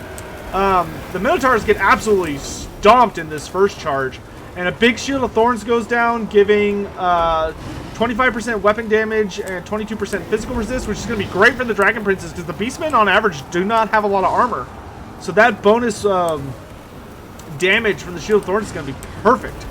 Then we've got what I'm guessing is an Overcast. Yep, Regrowth going down here, which is going to be a very nice buff. The Eye of Morslib should immediately start turning and chucking rocks into these Dragon Princes. He does magical damage with his attacks. He will ignore their physical resistance and he will munch on them. Here, the double Cygors are throwing rocks into the White Lions and are doing quite a bit of damage. The Vestigors have run in here and, oh, there goes a rock into the dragon's face. These Dragon Princes are going to be very tricky to deal with. We can see that the Beastmen have taken a bunch of damage. It looks like the Vestigors did get some good mileage done. Man, both of these boulders just need to be just slapping the crap out of these Dragon Princes. Because if they don't, this game's going to be lost very quickly. We do see a Savage Dominion going down here. Unfortunately, it looks like... oh, actually, that's a great cast. That gets both units of Dragon Princes. It is better against elite units, and it does slow them down quite a bit. Bestigors are having a fairly easy time, it looks like, chopping up most of the White Lions, while Malagor runs around trying not to get caught and killed by anything. Dragon Princes do cycle charge back in alongside the dragon. An extended Earth Blood does go down here, which gets the wizard, so even though she miscasts, it's not a big deal. Dragon is picking on the Eye of Morsalib quite fiercely, knocking him over, which is great, because that's just time he's not fighting or shooting. Heralds of the Wind did defeat those Warhounds in close combat and are seeing them off. And for the most part, it looks like the Beastmen army is pretty much gone. This Gorbel is going to be dead in about 2 seconds, because the dragon's probably just going to bite his face off. And the Eye of Morsalib could theoretically fight the dragon, but he doesn't have enough. He doesn't have any support. Yeah, this is definitely not looking great for the Beastmen. The Minotaurs are so squishy. Well, those were shield Minotaurs. If they had been great weapon Minotaurs, they could have easily traded very, very well there. And man, yeah, the Beastmen army just got completely ran over. My lord. Alright, so unfortunately for Zardar, who in previous weeks has usually made it to the semifinals, or at least very, very far, he's going to be out early this week as the Beastmen just get absolutely put in the dirt by the High Elves. Woof! With just a very elite powerhouse force that just charged right into their face. Everybody hates elves. I mean, in the Elves' defense, it wasn't like a Wood Elf army that was like running around shooting, being like super annoying and stuff. It was just an army that charged straight forward and just ran everybody over. Unfortunately, the Beastmen just weren't prepared for that elite of a task force. All right, great game to both those players. I really think that just came down to lists. The Beastmen just didn't have enough armor piercing and anti-large to deal with that cavalry force, and the infantry they did have was really, really they didn't outnumber the elves enough to get away with having like all those minotaurs and stuff. I think it would have been better to probably totally drop the minotaurs and either bring great weapon minotaurs or just bring like one great weapon minotaur and then more just basic infantry. All right, so we're off to the first semi match, which is going to be. We've got Gabo Slayer versus Roz.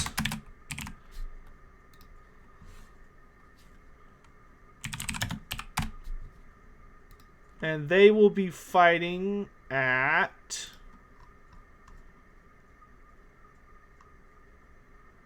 let's go to that one.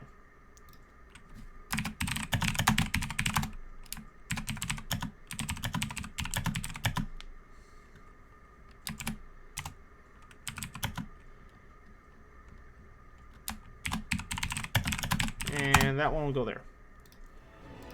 All right.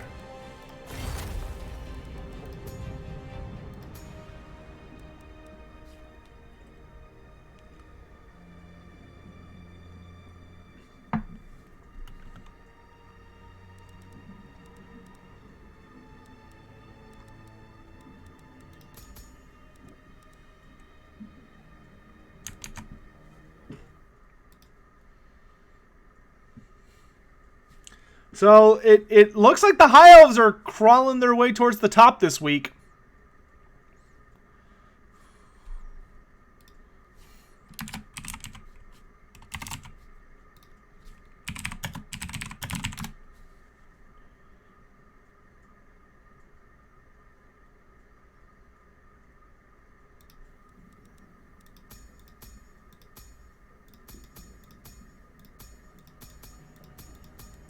Is it this one?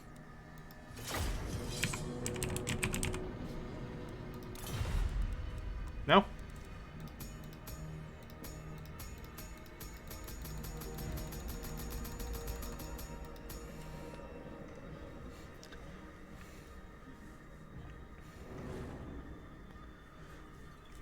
Yeah. Oh, hey, Professor Pone. How's the storm going, brother? Everybody wished Pone the best. He's on emergency status because he's a popo. Helping out with them storms. Oh, wait, this is the wrong one. That's the second semis match. Where is the first one? Wait, I think I saw it. Falcon versus Dosict. Gobbleslayer versus Ross. Quick question. If you were to put a Bretonnian in Vermintide, would it be a damsel or a knight? Knight. 100%. I would put a knight in so hard, it would be knighting for years. It would be eternal night. I hate myself.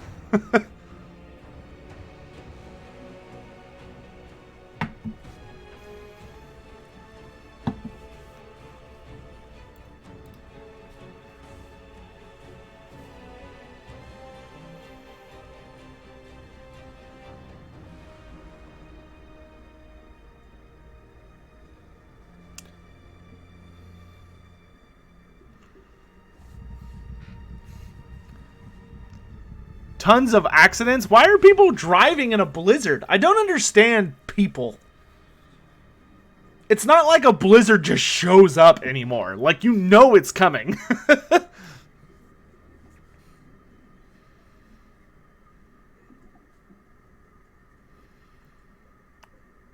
Arabian hedge wizard? That would be weird. If we had to get another wizard, I would like a, I would probably want, I'd want a high elf if we got a new wizard. Like a high elf mage.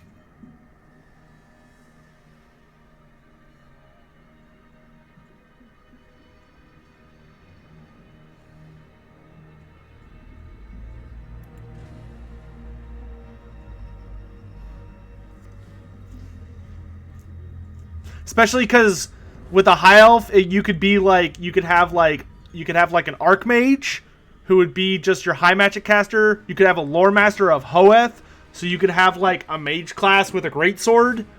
And then I don't know what their third career would be, but it would be some other kind of mage, like maybe like a life mage, and they could be like, look, it's a pseudo healing career, even though a healing career in Vermintide would be OP as balls. All right, we're just waiting on. We're just waiting on Gabo Slayer. Let me message him.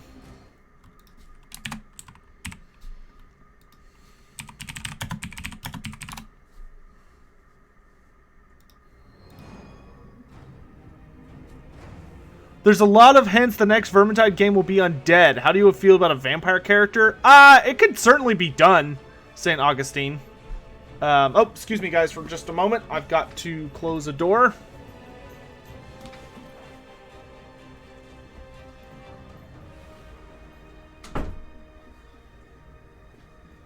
Goodness gracious, this stream is running late today.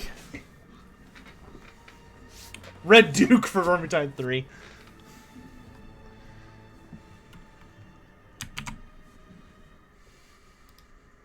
Okay.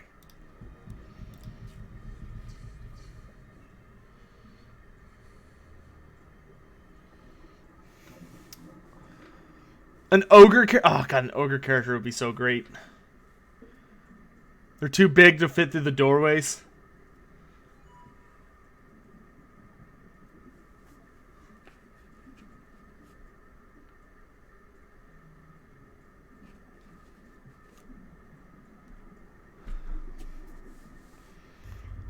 A Saurus warrior? I would give an unfortunate part of my body to be able to play a Saurus character in Vermintide, but I don't think that's ever going to happen. Yeah, if you're going to do an ogre, it'd have to be a man-eater. Yep.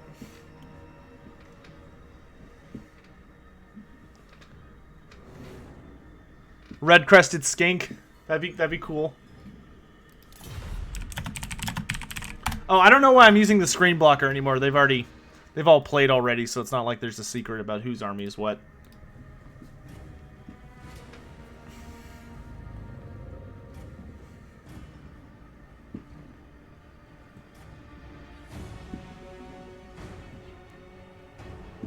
The ninja ogre? Oh my gosh.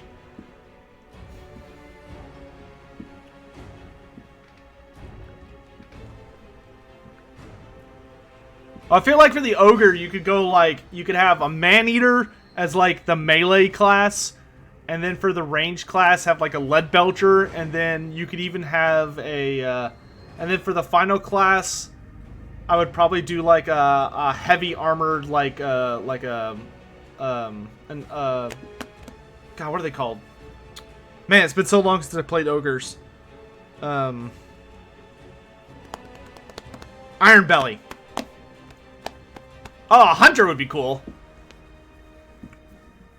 Iron Gut. Thank you.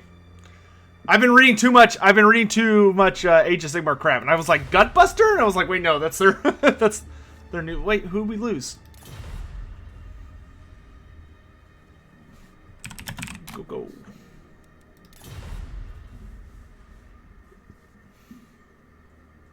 A halfling? Oh my gosh, a halfling would be hysterical.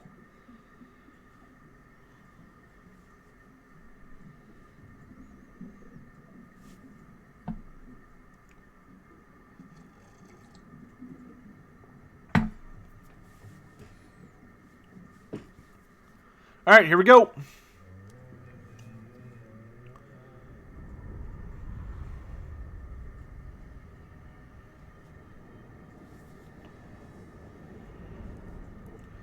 I do want to apologize again for all of the wacky, wild delays today.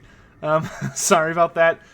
Just there's been a lot of really weird server issues where like people have joined games, but like it wasn't working, or like the game crashed and loading screens and whatever weird stuff. Anyway, let's go ahead and get into it. St. Augustine, she's not. Oh, Genevieve. Yeah, her name's Genevieve. She's from like a super old story, but the End Times references her quite a bit. Anyway, so for the High Elves, this one's very similar to the last one, though it's certainly different. We've only got 3 units of White Lions instead of 5, and then we've got a unit of Swordmasters, or instead of 4, whatever it was. But we got 3 units of White Lions, 1 unit of Swordmasters, 1 unit of Spearmen, 3 units of Dragon Princes, one of which is Zephyrborn. And then we've got a Flamespire Phoenix and a Lariel the Radiant with Regrowth and Arcane Unforging. Which, Kemmler needs to be very careful about that Arcane Unforging. Meanwhile, over on the Vampire Count side, we've got 2 units of Blood Knights, 2 units of Fellbats. We've got Heinrich Kemmler with Krell, Raised Dead, and Invocation of the Heck. We've got a White King on foot with Heroic Killing Blow. 2 units of Zombies. We've got 2 units of Skeleton Spearmen. And then 3 units of Graveguard, one of which is the Sternsmen. And then the Konigstein Stalkers, who are a Skeleton Warrior Regiment of Renown unit with poisoned attacks.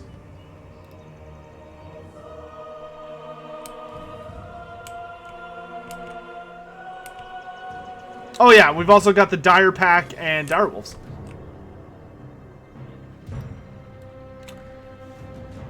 And then 2 units of Fellbats.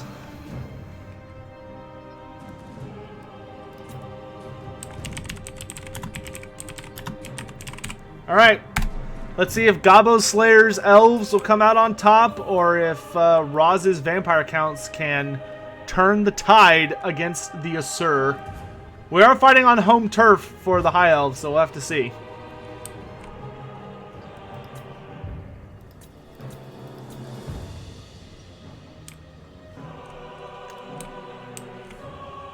Alright, so the battle has started. Most of the Vampire Counts are wisely in the forest, seeing as most of the High Elves' force is mostly elite cav and some flying monsters, which means if they dive into the forest, they'll take significant penalties.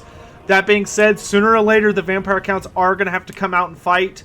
Looks like both armies are going to be rearranging, though, so that the Vampire Counts will be coming out of the forest, and the High Elves will meet them halfway. That will get the Vampire Counts the high ground, because ideally, if they both rearrange to go like here and here, then the Vampire Counts could try and force the battlefield to take place along this line-ish. That being said, the Vampire Counts are the High Elves are all too happy to take the air engagement, which certainly counts as attacking for them, and they're going to be able to tear apart these Fellbats, no problem. So the Vampire Counts are going to have to start going on the aggressive soon. They can't just run away. They're going to have to start engaging. Like, I'm going to give him at most another 20 seconds before I'm going to be like, okay, you gotta go.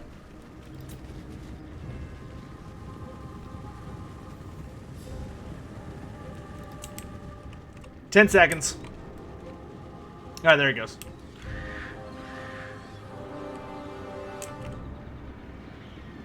It's like, I know he's just trying to reposition his army, but when you've got another player actively chasing you, then you have to commit with something. Like, either your army needs to start moving forward, or you need to, like, sacrifice a unit. Alright, so looks like the battle is beginning. The High Elves are doing a great job of dominating the air so that they count as being the aggressor, so they don't have to move their army, which is great. Did the Vampire Counts have ranged units at Tabletop? No, they were a pure combat army. They did not have ranged units outside of... They did... The Vampire Counts did have ranged troops during the Storm of Chaos, which was a end times-ish expansion during the early mid-2000s. And that gave them access to, like, Sylvanian crossbowmen. But that was only for that campaign. And obviously Vampire Coast had access to guns. Though they were not an official army, they were a White Dwarf supplement army. Alright, so these Fellbats are fighting the Flamespire Phoenix, so that should give the Vampire Counts enough time to get all of their ducks in a row. And the Fellbats are definitely not winning this fight, but they'll hold here for a bit. At least until their leadership goes kaput. As I was saying earlier, though, the Vampire Counts do need to be very careful, though, because Alariel could very easily just fly over to Kemmler and just start dropping bombs of Arcane Unforging on him, and it would do so much damage. I mean, hell, she could even drop that on the Blood Knights, and due to their low unit count, they would actually take some pretty okay damage from that. Alright, we see the Fellbats have decided to get the hell out of Dodge after a little bit, but the Vampire Counts are on the move, progressing forwards. Looks like they are positioning various Direwolf units around the sides. He's trying to be sneaky with them, but if I were Roz, I wouldn't be too sneaky with them, because it's not like the High Elf player doesn't know they exist. If you watch any of the earlier games, he knows they're out there, and they're going to be so far away due to this that they won't be able to capitalize on any good catches. Like, they need to catch up with the rest of the army, so that if there is a good catch, they can capitalize on it. The only unit worth hiding, in my opinion, is the Feasters in the Dust, because they're invisible.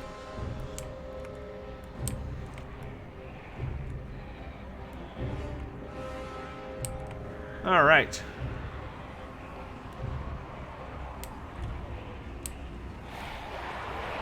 So the White King is leading in the charge against the Swordmasters. That is going to be a rough... That is not going to be a good engagement for him. He is going to get trashed by those guys. Definitely would probably be wise to pull back and let the zombies eat the charge and then to run in. Alright, Kemmler has eaten the first Arcane Unforging, and it's an overcast. Very, very expensive. It won't do any more damage than the other version, but it will prevent Kemmler from casting any magic for 45 flippin' seconds, which is a long time in Warhammer. The Blood Knights do get off, do try and charge the Fireborn, but they get intercepted by the Flamespire Phoenix, which is such a clever strategy that you don't see enough of. In my opinion, people don't often, like, what Dr. Nick or Goblin is doing that's really clever is he's charging down his flyer to interrupt the movement of the Blood Knights, and then he hits immediately with an anti-large charge unit like the Fireborn. And these Blood Knights are off commission. Like, Alariel is faster than they are, as are the Fireborn. Those Blood Knights are dead.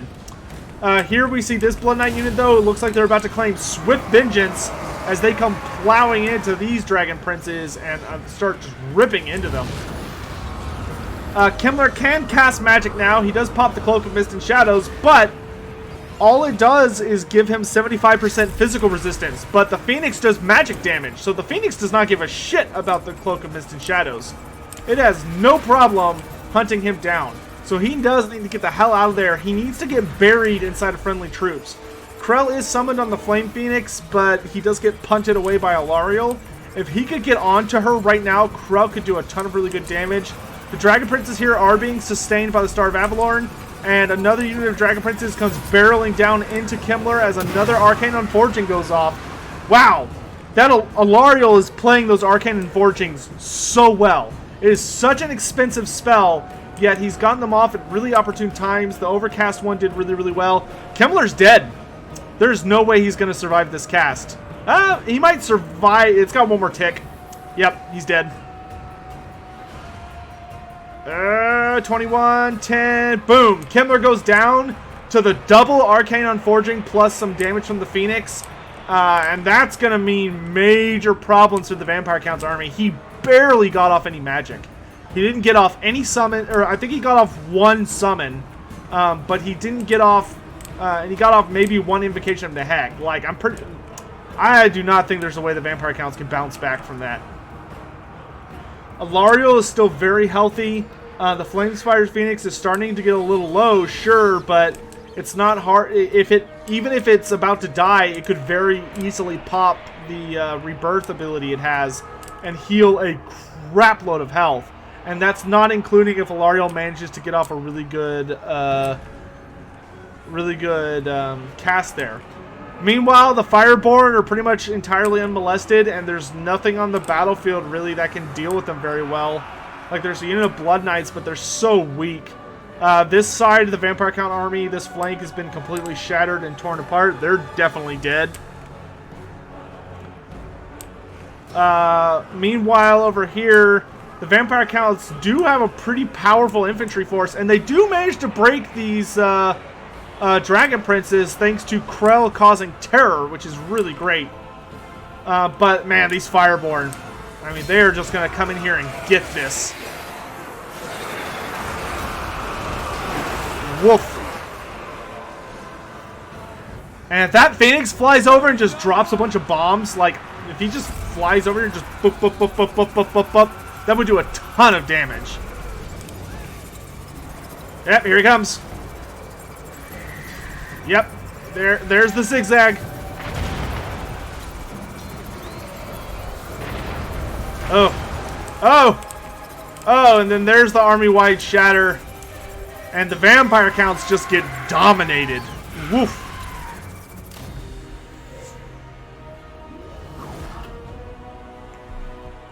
Alright. So the elite army from Dr. Nick takes another really, really solid win with, once again, the Dragon Princes and the Swordmasters scoring just a ton of kills. And that was just super unfortunate for the Vampire Counts that they just, there was no answer to Alariel in the air. They didn't have an air force. And so Kimmler was super vulnerable to anyone who could fly over and start spamming magic at him. So that is just some rough bananas. Alright. Which, I mean, if you're playing Vampire Counts in this tournament, that's something you gotta account for. You probably need to have at least one Terrorgeist if you're gonna get, if you're gonna fight against, all comers. Why is fire damage good against regeneration? Axe power, so the reason because of that is that in Tabletop, that's what it did. Wait. Change map.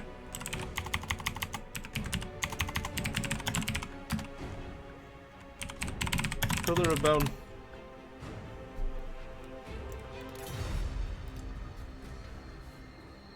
Are High Elves OP in Tabletop? Actually, no, William. High Elves were garbage in Tabletop. Anyway, the reason regeneration is stopped by fire is because it's basically an ode to the Hydra myth. Because the concept of regeneration in Warhammer comes from the myth of you chop off a Hydra and it regenerates its heads back. In Warhammer, that's how regen works. Anything that gets cut open or whatever on a regenerating monster will immediately heal and reknit itself back together. The only way to prevent it from regenerating is to burn it. If you burn it, or you cauterize the wound, then it can't heal. Yeah, no, High Elves were absolute butts in Tabletop. They were just way too expensive, points-wise, for, like, all their troops. It was so hard for them to run a good army. High Elves could do well, but only if they ran an army that was, like, super dirty. Like, if they took all of their core as Aurelian Reavers for avoidance play, then they would take like a Dragon Lord and then like two Frost Phoenixes. That was the only way they could be competitive. But even then, that list was not foolproof. If somebody showed up with a cannon, they would just be like, "Oh, that's cute," and like one-shot the dragon. So, Are Seraphon good in Age of Sigmar? Yes, Seraphon are super good. Seraphon are actually very, very... Funny enough, guys, I was at the Warhammer Citadel yesterday, which is the really big, important Warhammer store in Grapevine, Texas. It's the only location in the United States that sells Forge World models in the store. Otherwise, you have to order them from England. And I was there to pick up some stuff, and I had a really good laugh because I was watching some guys play Age of Sigmar, and it was a Stormcast Eternal player versus a Seraphon player, which Seraphon the new Lizardman. And I was just watching the Lizardman player just being a beast, and the Stormcast player's just sitting there, and he's like, "Oh, I just fucking hate Seraphon." Like, he just, you know, that really indignant rage that nerds get, like that only nerds typically get. You know, where they're always young men who don't have really good control over their emotions. So when they start losing at a game, they get like really mad. It was like that kind of pissed off, and I was laughing so hard. Like, I've been there. I was that guy when I was younger. Nerd rage is like a true phenomenon. That is a thing. Which, it's the dumb, like, if you're one of those guys, learn to control your emotions, guys. There is nothing more childish looking than someone getting obviously upset over a game that's based on dice. It's like, you only have so much control over the game anyway. Like, the dice are, it's a, you know, there's a random system to it. There's a randomized element. Do I know the 4 legendary Chaos Dwarf Lords? I know 3 potentially good ones. A 4th one? I could come up with a 4th one, but I can only think of 3 that would actually be, like, named characters with a backstory. 5th and 6th edition was the best? I don't agree. I liked 8th edition the most. Like, 6th was a bleh edition in my opinion. The Hero Hammer in 6th edition was brutal. It was so brutal. 7th edition wasn't bad. My only problem with 8th edition was the horde mechanic, because it just would make like some armies, it just made Cav really difficult to use well. Hero Hammer? Yeah, Hero Hammer refers to, so back in like 6th edition especially, but this also happened in 7th edition, but in 6th edition it was really bad. Hero Hammer was when your opponent would literally like bring a terrible army, but they would just bring a super OP as balls character who was just impossible to kill. Like, that was it. And it was just, it was awful. Alright, anyway, so we've got, so for this round of the semifinals, we've got the High Elves back again, but this time they're up against the Warriors of Chaos, who hopefully will stand a better chance than the ill-fated Vampire Counts. So we've got 4 units of Chaos Marauders, 2 units of Chaos Warriors, 1 unit of Chosen with Great Weapons, 2 units of Chaos Warriors with Halberds, a unit of Chaos Knight with Lances, and Archaon the Ever-Chosen, leading the way with Flaming Sword of Ruin and Fireball. Then we've got a unit of Chaos Trolls, a unit of Marauder Horsemasters, and a unit of Chaos Warhounds with Poison.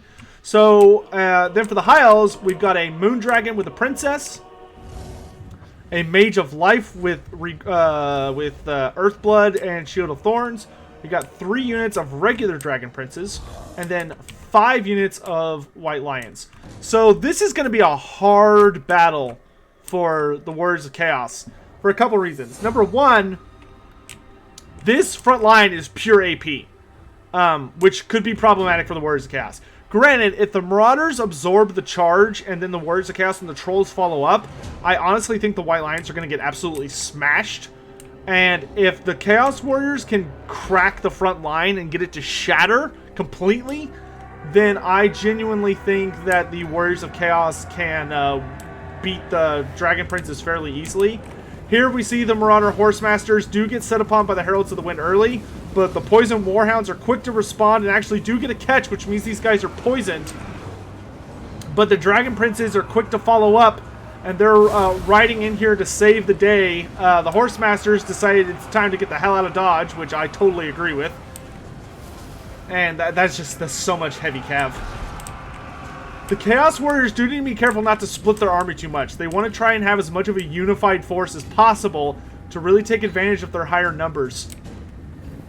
Here, the Marauders are going to get a charge on most of the White Lions, which is not going to be pretty for the High Elves. They don't need to eat a bunch of free charges.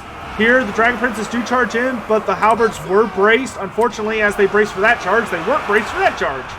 That being said, Dragon Princes do not have very high AP at all, so they're going to struggle against the Warriors of Chaos so long as the Warriors fight carefully.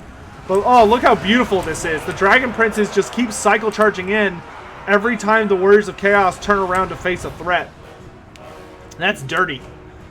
Archaon does need to be very careful with his Flaming Sword of Ruin, because wherever he casts the Flaming Sword of Ruin, the units affected by it are going to be totally fucking useless against the Dragon Princes, because the Dragon Princes have such high fire resistance that any fire damage is just going to bounce. Alright, well, this entire flank of the Chaos Warriors has completely buckled and is gone. So Chaos Warriors, Chaos Marauders, and Chaos Warriors with Halberds, all gone. The Chaos Knights with Lances do get a really nice charge here into the Dragon Princes. Archaon is right beside them, but they are so grotesquely outnumbered. There are some Chaos Warriors with Halberds in there to help, and some further Chaos Warriors are rallying to them, but the healing is going to make this basically an impossible fight for the Chaos Knights. Like, there's just no way. Fire Magic was unfortunately not the best pick, I think, for an all-comers list. I think when you're building an all-comers list for Chaos, you probably need to go with either Death or Shadow. Definitely not Fire. Fire is just too easily countered as a lore by a lot of factions. The Warrior front line has buckled in quite a few places where the Marauders were the only thing standing there. I mean, they're getting obviously torn apart by the Warriors of Chaos. And this dragon is just being brutal. I mean, that dragon breath just incinerated the hell out of these Chosen.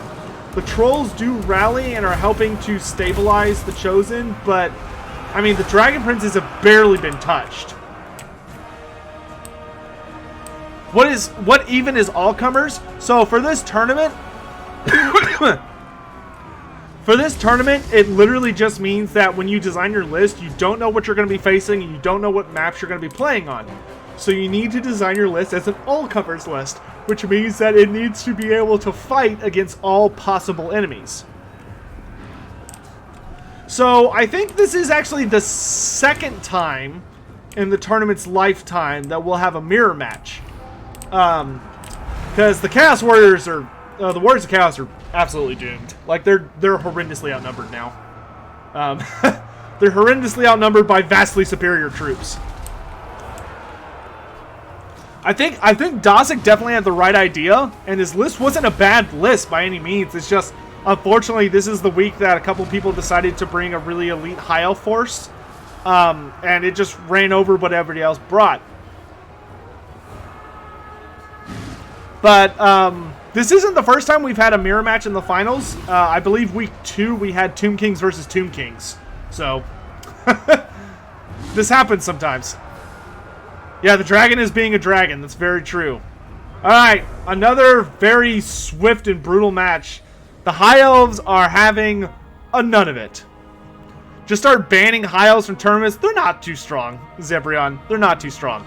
It's just that people weren't prepared for a High Elf elite army. It's something that clearly that a lot of people didn't necessarily have in mind that they were developing their lists, and it left them open to that exploit. The High Elves are not too strong, though. Like, I guarantee you they will not win probably next week even. If anybody even takes them. Alright, and then we're off to the final. I mean, the winners for the tournament every week so far, the first week was Vampire Coast, second week Tomb Kings won, last week Lizardmen won. We haven't had any repeat winners. So there's no faction I would say is OP in this format.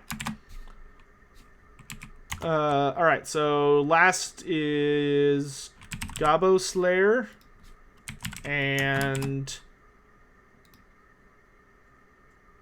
is it Kave? Well, let's just hope somebody's hosting the finals. Nope, that'd be too good to ask for. Oh, it's Falcon. That's right. Finals on Indy. All right, we are off to the we're off to the finals. Yeah, we haven't even seen any Wood Elves in this tournament. Nobody has brought Wood Elves yet.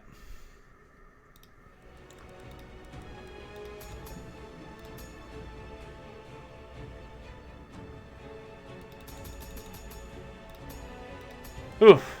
I'm looking forward to resting my voice after this.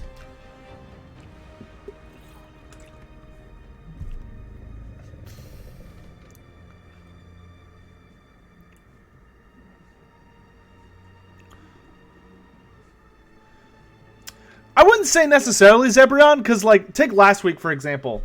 Last week, we had a... the Tomb Kings had been dominating almost every week before then. And suddenly, it got turned against the Tomb Kings when a Lizardman player brought an anti-Tomb King build.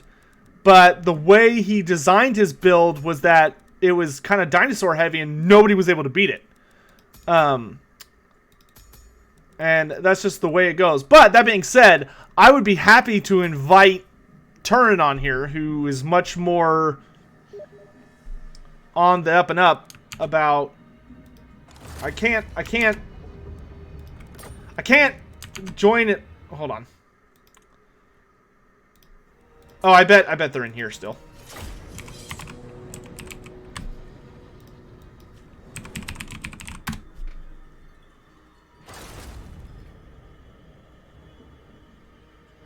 Yep.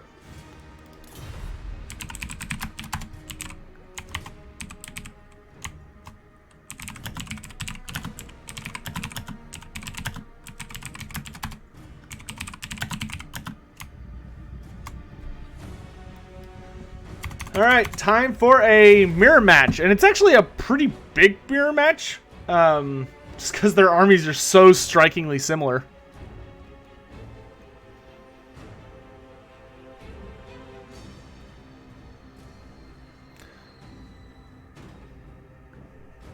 Dosict, I think the biggest thing that your list needed is for a for a list that I think you needed some more reliable anti-large. Like, I think instead of halberds, you would have been better off probably going with dragon ogres, Dosict. Like, I probably would have had at least one unit of dragon ogres, preferably the summoners of rage.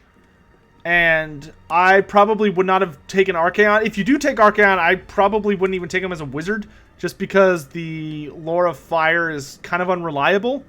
Honestly, you'd probably be better off with, like, Kolek Suneater. But, you know, you gotta use a playstyle that you enjoy.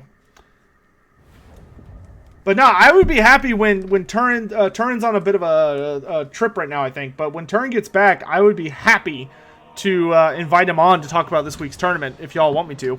To, like, talk about all the builds and all that jazz.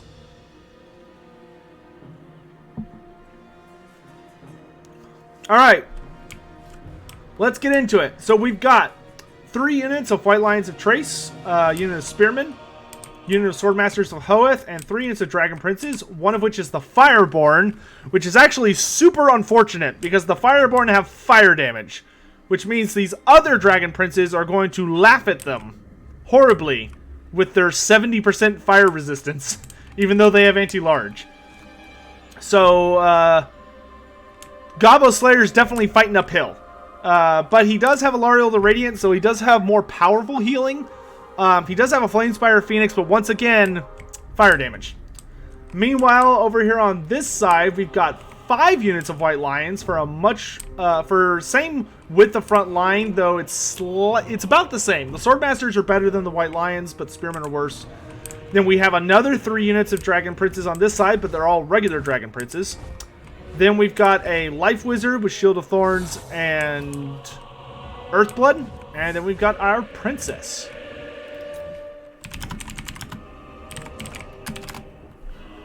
So I'm feeling that I think Felcon's gonna take it this week, is my prediction now. Just because the Flame Phoenix and the Fireborn have a serious issue with that they do so much fire damage. And the crux of this army is the triple Dragon Prince play. So we'll have to see what happens here.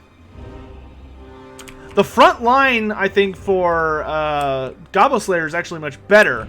The Sword Masters will do a great job butchering their way through the White Lions. But I think that Heralds of the Wind are going to do a nice job taking early advantage here. That being said, the Flamespire Phoenix does have a speed of 120. So the Flamespire Phoenix and Alariel are both faster than the Heralds of the Wind. If they could get an early catch on these guys, that could be a lot of points for free. But let's see what happens. So the Heralds of the Wind are doing the usual annoying elf crap of being early skirmish play. And the High Elves are definitely being very careful to guard them, because you don't want to lose this unit. It's literally the only, like, normal shooting unit on the entire board. That being said, the High Elves waste no... Gobbo Slayer does something I actually did not predict, and immediately starts going for the dragon, which is not a bad move. Alariel does have her... Oh, no! Oh, what are you doing, Gobbo Slayer? Dragon Prince unit just moved up for no reason. I don't know why they moved up like that. And just get completely caught out and surrounded. Oh, no. No, no, no, no, no, no. He should have just stayed back. Like, he easily had the dragon on the run. He should have just stayed on the dragon. Oh, that is terrible. Oh, and that unit's completely gone. They're just dead. I think they are literally all dead. Did any of them escape? Okay, 5 of them are shattered. Oh no, that is a ton of points just gone. Alright, so here the main battle lines meet, but that dragon's just gonna dive in and make a mess of these guys. The Star of Avalorn will be able to out-heal the Life Wizard, but Alariel needs to cast it now.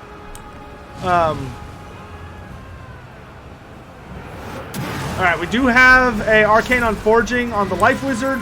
The Phoenix does dive down to try and take the Life Wizard out. Star of Avalorn is down. And you can see these Dragon Princes, they took a charge from the Fireborn, not even phased. Like, they barely took any damage because that really high flame resistance. Oh, but look at that! Look at the damage that the Phoenix managed to lay on that Life Mage. Dragon Breath goes off, but it whiffs pretty hard. If that Life Mage can get chased off by Alariel and the Flame Phoenix, that would be a great catch. The Heralds of the Wind do charge into the flank of the White Lions, but if the White Lions turn around and fight them, they're going to absolutely dunk those guys. The Dragon dives in on Alariel, which is really bad. Oh my gosh, look at that damage. That did so much damage. She lost like 80% of her health in 2 seconds.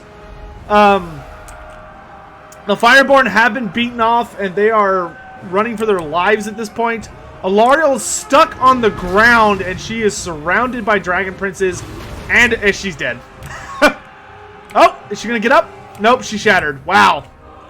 Wow. That was brutal. Absolutely brutal. That dragon just... A pigeon's just not the same as a dragon. It's just not the same. Woo! Back line's getting absolutely torn apart. Just by really consistent cycle charges. Really nice Dragon Breath goes in on the White Lions, decimating their health pool and doing some really nice leadership damage. All the Dragon Princes, except for one unit, are gone, but one unit's engaged against White Lions, which is not an ideal matchup. And that princess, she can just sit up there and just shoot all day at those sword masters. And there's the Flamespire Phoenix. The only useful thing left for it to even do is try and kill the Life Wizard, but there's nothing that can be done about that dragon. Nothing. Oh, man. So, unfortunately, well, she miscasts. Okay, so she miscasts and breaks, but that's the shatter, and that was much quicker of a game than I was expecting. Oh, that is rough. Man, that early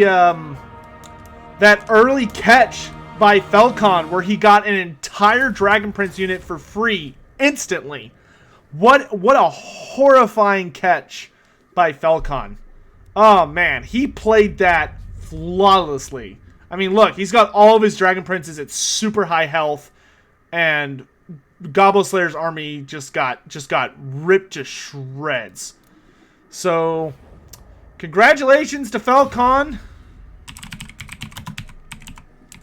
for being this week's champion.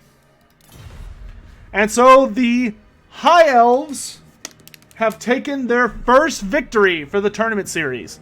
So we have yet to see a race win a second victory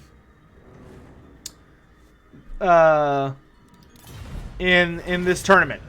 So week 1, the Vampire Coast took it home. Week 2, we had the Tomb Kings representing Team Undead. Week 3, the Lizardmen stomped their way to a pretty notorious victory. And week 4, the Elves have finally claimed one of the cups. So, yeah. Congrats to Falcon.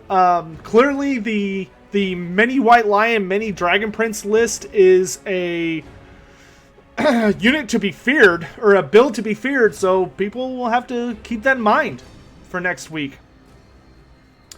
So, yeah. That does it for this week. I will be back later tonight because I'm really wanting to stream some more of that Mazda Mundi Legendary campaign that we were working on. It was kind of a cool way to just kind of hang out with everybody. But I hope you all had fun. I'll definitely be hitting up Turin when he gets back to take a look at this tournament because I'd love to hear his opinions on some things. And Zebrion, I'll tell you, man, if you truly and desperately believe that that list or a list like it, the High Elves, cannot be beaten, I am more than happy for you to volunteer yourself or a player to bring the High Elves next week. And I will bet money that the High Elves are not going to take it home next week. Unless everybody decides to play High Elves, in which case that would be a bad bet. In any event, thank you all for watching. I'll be back later tonight. I'm going to go rest my vocal cords for a bit because, oh, they hurt. Get Lotus Moon next week? I don't think that's going to happen. I can appreciate that he's a good player, but I don't think we're going to encourage kite builds around here. So, in any event, see you guys next week for the tournament. And if you're just around to be around, then I will see you later tonight. Be sure to like the video on your way out if you want to support the channel. Subscribe if you want to know when the tournament's up or when future streams are up or all that jazz. And anyway, thanks for watching. Okay, bye. Oh, I should probably play outro music, shouldn't I? Hold on. Hold on. I can be professional. Hold on. Hold on. What? Whoop. 1 second. What? I've almost got it. Oh, hold. Almost. Just a second. Just one couple more seconds. Okay. Yeah, bye.